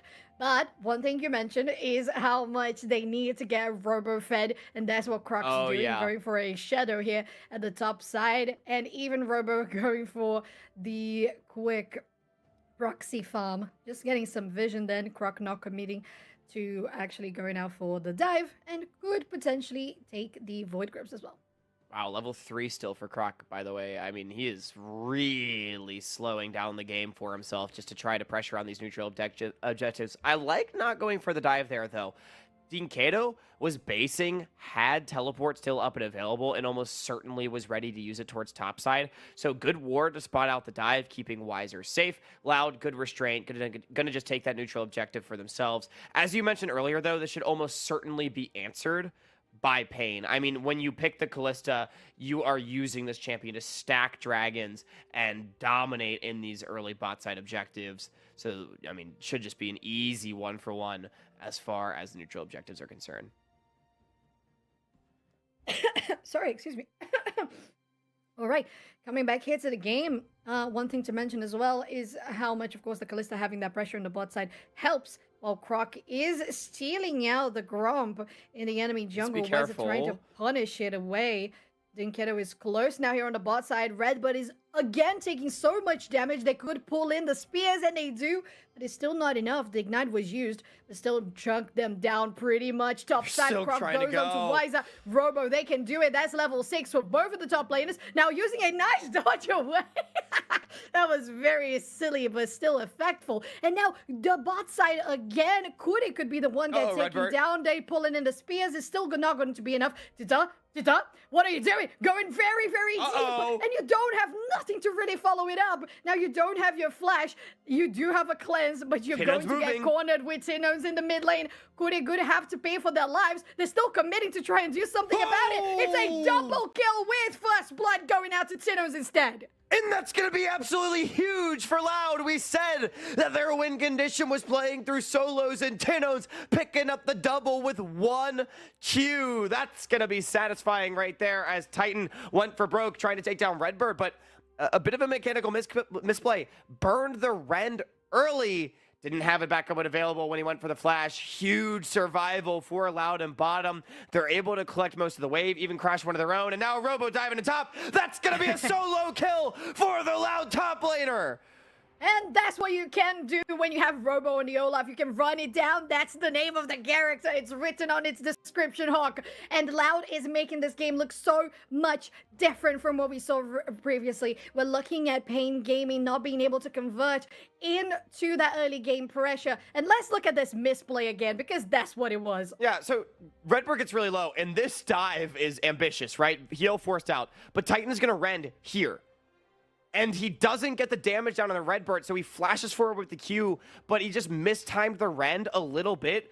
Extra burst, not there. Tom Kench survives. Easy 700 gold straight to the bank for Tinones. And then in the topside dive, I mean, we've seen Robo do this many times. I don't think there's really much to be said. Just running down the little mini Gnar under tower. And this is exactly what we said. This is the way that Loud wins this game. Blowing open the game through their advantageous solo lanes. All Root and Redbird have to do is survive and scale. And so far, Loud doing just that. They have their first early advantage of the series, and they're not done. Yeah, they're going in for the Crystal Prison. Croc ends up whiffing it, and Tita and Quiddy can escape. That was intense, considering that, of course, Pain Gaming is in the position that Loud were in the first game of the series, where they had the early game pressure in the draft alone, but then got shut down by Pain. In this case, Pain is getting shut down by themselves, because all it started was on that badly executed bot lane dive alongside Wiser getting taken down solo on the top side. Yeah, and I mean, every single game in this series so far has been so close, but it's always started with Pain getting ahead, Shoe on the other foot now this game. And let's remember the stakes. Winners finals. Winner will go to the grand finals. Both these teams looking to make their fourth consecutive. Loud in the quest for that three-peat. Pain wanting to just get back for the fourth consecutive time, maybe finally win one and defeat their old boogeyman, their rival of Loud. These two teams have been at the top of CBLOL for the last couple years. And, I mean, while loser is most certainly not done with their season, you do not want to go down to that loser's bracket. Absolutely not. Now, Loud has all the priority here for the Void Grubs as they spawn, and Hawk. That's just something very unfortunate about how Carioca got the Lee Sin, was ahead in the camps, how they were clearing, and it doesn't even matter. Croc is now just as equal, taking out objectives that they didn't really. Now they're trying to go in, though. Carioca could get some damage. There's an insect and a perfect lay of CC. What a play from the Pain Gaming squad, shutting down Root. And the kill ends up going to Titan. Really nice commitment right there to get something back. Redbird will at least trade a couple of plates on the bottom side with the minion wave getting denied. I mean, dare I say, the play actually favorable for Loud at the end. Yeah, now here the Squiddy coming out, and there's a hostile takeover as well with an ultimate locking it down. Tino's taking damage with the ignite. One auto should be enough. Another, it's not! The shield is enough there to survive. Wiser on the top side is gonna get completely obliterated, while Carioca is trying to at least clean the wave. You don't want to get, you're going to die, my friend. That's the Crystal Prison, and you're also down. Double kill for Croc, getting them to not for Croc, for Robo, getting them to 3-0 and 0, and merely 11 minutes in the game. And everything falling apart in the early game here for Pain, as it's Loud that ends up trading up in kills at the end. We can go all the way back to this Void Grub take. Loud picking up all 6, gonna get the Twitch chatters coming out for them. And a good commitment, though, from Pain. At least trades one back onto Root. But remember, Redbird pushing in bottom makes the play relatively equal. And then the survival in mid from Tinones with the extra shield feels so bad for Pain. Not only that, Root actually gets one. Double kill in top lane for Robo, and everything is just completely falling apart. 4,000 gold is a lead for Loud. They can stop the dragon stacking more than likely as Carioca gets chunked, and all the win conditions have evaporated. Look at those solo laners in the gold graph. It's insane. Absolutely insane. You had Carioca trying to do a 1v1 there on Tino's, and Tino said, do you really want to pull in that fight? I don't think you do. They have a completed Seraph's Embrace, 2-0-1, completed boots as well, and all that gold you mentioned is making for a very, very powerful Hui at the 12-minute mark, something that you don't expect to be as powerful at this point. Loud has been successful in getting them to this stage, and now with their first Drake to the squad guaranteed, we confirm that the Soul will be a Hex deck. Very, very much fun indeed. Yeah, absolutely. And I mean, being able to deny the early stack from Pain, you pick the Callista to be able to fight for those, but it's Loud that's been outplaying. By the way, they took top lane tier 1 before 12 minutes.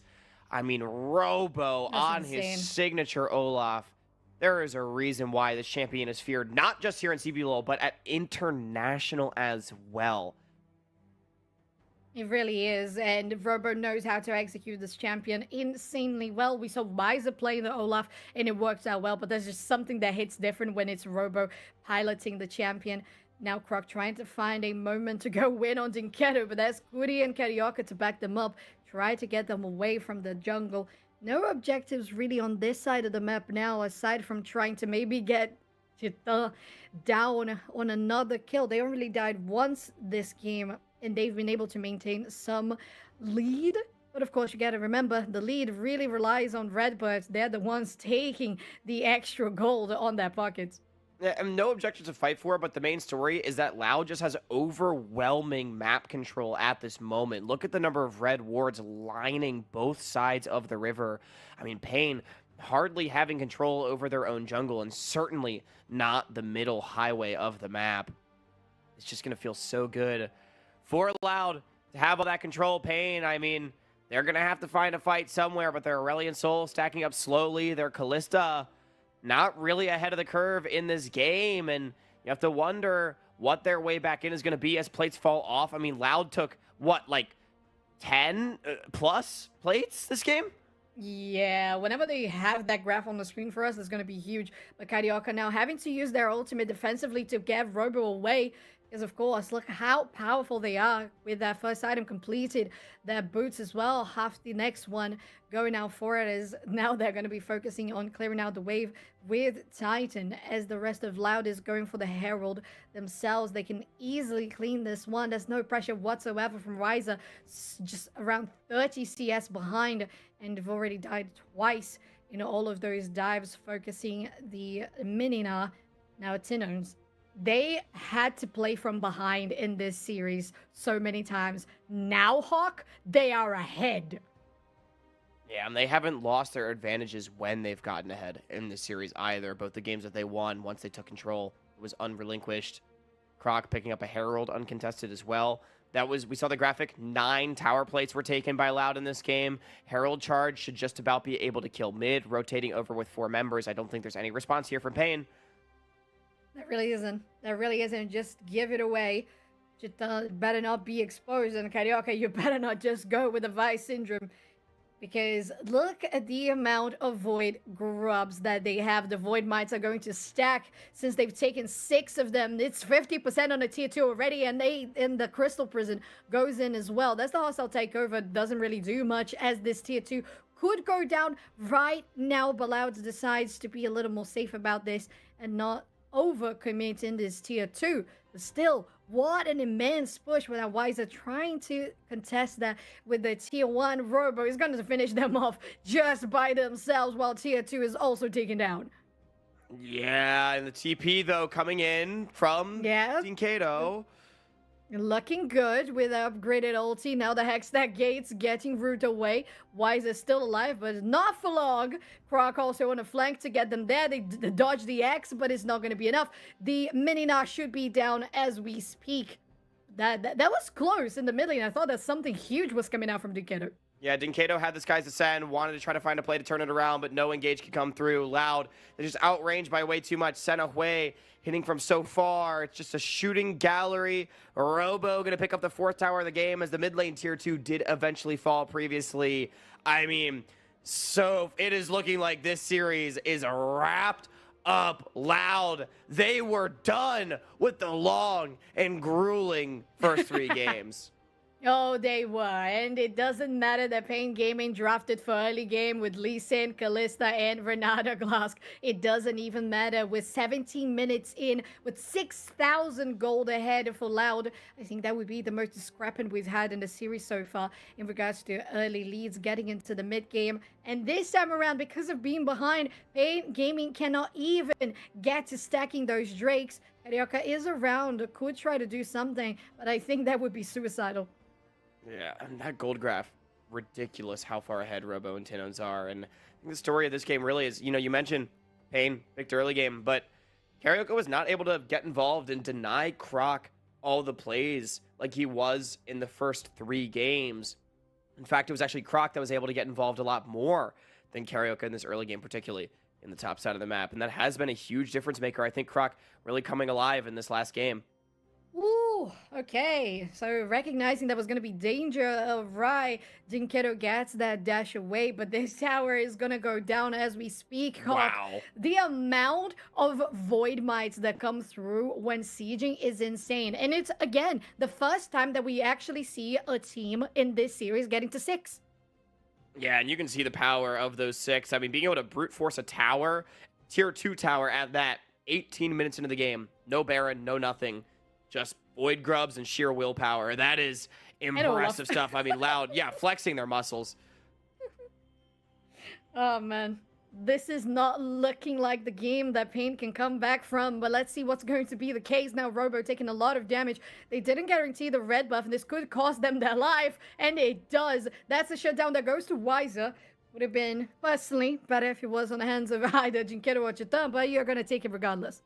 You definitely will. 800 gold, take it to the bank. I mean, Wiser just staying up a little too far, team not on the map, but I think ultimately it still doesn't matter that much because it's not about the gold on Pain, it's about the gold on Loud. Remember, we said that they have the better scaling, and they're the team that is 5,500 gold ahead at this point. I think Loud, Pain rather, already playing off miracles, but I mean, again, Pain, it feels like no matter what they do, no matter how hard they try, Loud somehow always has their number.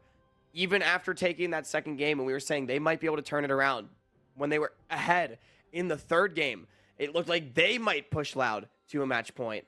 They find themselves staring down the barrel of a nearly impossible series to win at this point.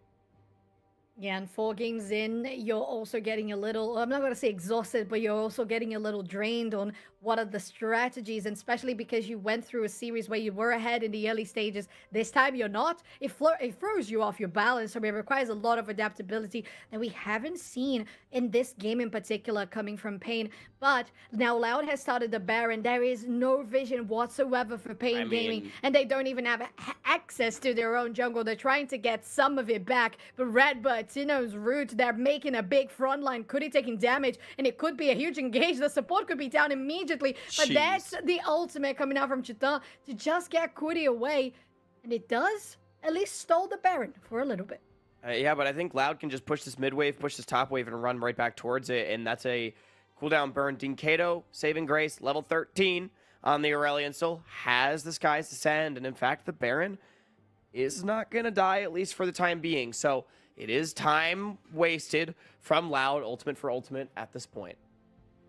Let's see what's going to be the next course of action here, because of course, gold is definitely ahead for Loud means more items and more damage. The Pain is lacking. Now there's a Crystal Prism coming in, but it doesn't Robo really hit them. Now going onto the back line, running it back, but there's no bailout to get you out of this one. Carioca trades it back though, and that's the ultimate coming out from Jinkedo. Could be enough damage, but it's not yet. Carioca have to be careful how you go in. You don't want to be too deep. Wiser not being able to really follow it up, but neither is Jinkedo. So this could have been incredibly dangerous, but for Pain, it's good. No Baron was taken. Yeah, Robo did die again. I mean, going extremely deep on the Olaf, and it is punished by Pain. They will gladly take a 1-for-1 given what this game state is, especially ahead of the Dragon spawning in a minute 15. They do at least survive, however. Cooldowns invested. Curie, Titan, both losing their flashes. Burned for very little on the side of Loud, as Robo says, all right, I've had enough. I'm bored. I'm just going to send it Ragnarok in his way through. Good flash from Titan does at least keep him alive as Curie buys time with the bailout. But the disengage is at least there for Loud. Sky's Ascend being used as well to not get any kills means that the biggest team fight tool for Pain not going to be available for many minutes. Yeah, 40 seconds for the Drake you mentioned. And of course, it would be the soul point getting there for Loud, while Pain is still behind only on 1 stack of that Drake. Whoever gets this is just going to be so much damage, given that we have a Hextech Soul. It could benefit Pain extremely well, but how much Tino's Root, Robo can benefit from it is just insane. So they have to be wary of how they want to proceed about this. And that is how they're going to do on the side of Loud. Flashing forward with a Glacial Prism. And that's a dead ADC. A killing spree for Tino's. And this tier 3 could be taken down right before our eyes, Hawk.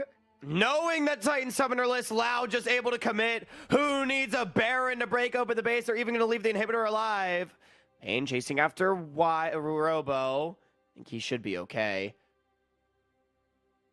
Right, opening up the base here on Pain Gaming's end. Loud really getting themselves on that constant 6,000 gold ahead. Whenever either of the teams get the Baron buff, that would mean at least shrinking it down for Pain or really taking it to a next level for Loud. The Hextech Drake we mentioned is online, and Carioca is on the other end of the map. They could try to trade this for the Baron, but I don't think they have enough damage. They're still taking it, so Dragon goes to Loud. Ooh, they as are Pain Gaming trying to at least get a bait, but it's all vision on the side It's of Loud. They are desperation. aware what's going on. There's the Hextech Gates getting them from behind, and Kudi gonna get Curious picked off. caught. Now with the ultimate, they can take it back, and 50% health on that Baron means they have to make a choice. They either commit or they do not. They're flipping That's the it. ultimate coming out from the center, and alongside that is Dinkedo, but they don't deal much damage. Way on the other end, Tinos is really making it rain. Now 30% on the Baron buff, Hawk. This means that they have to disengage.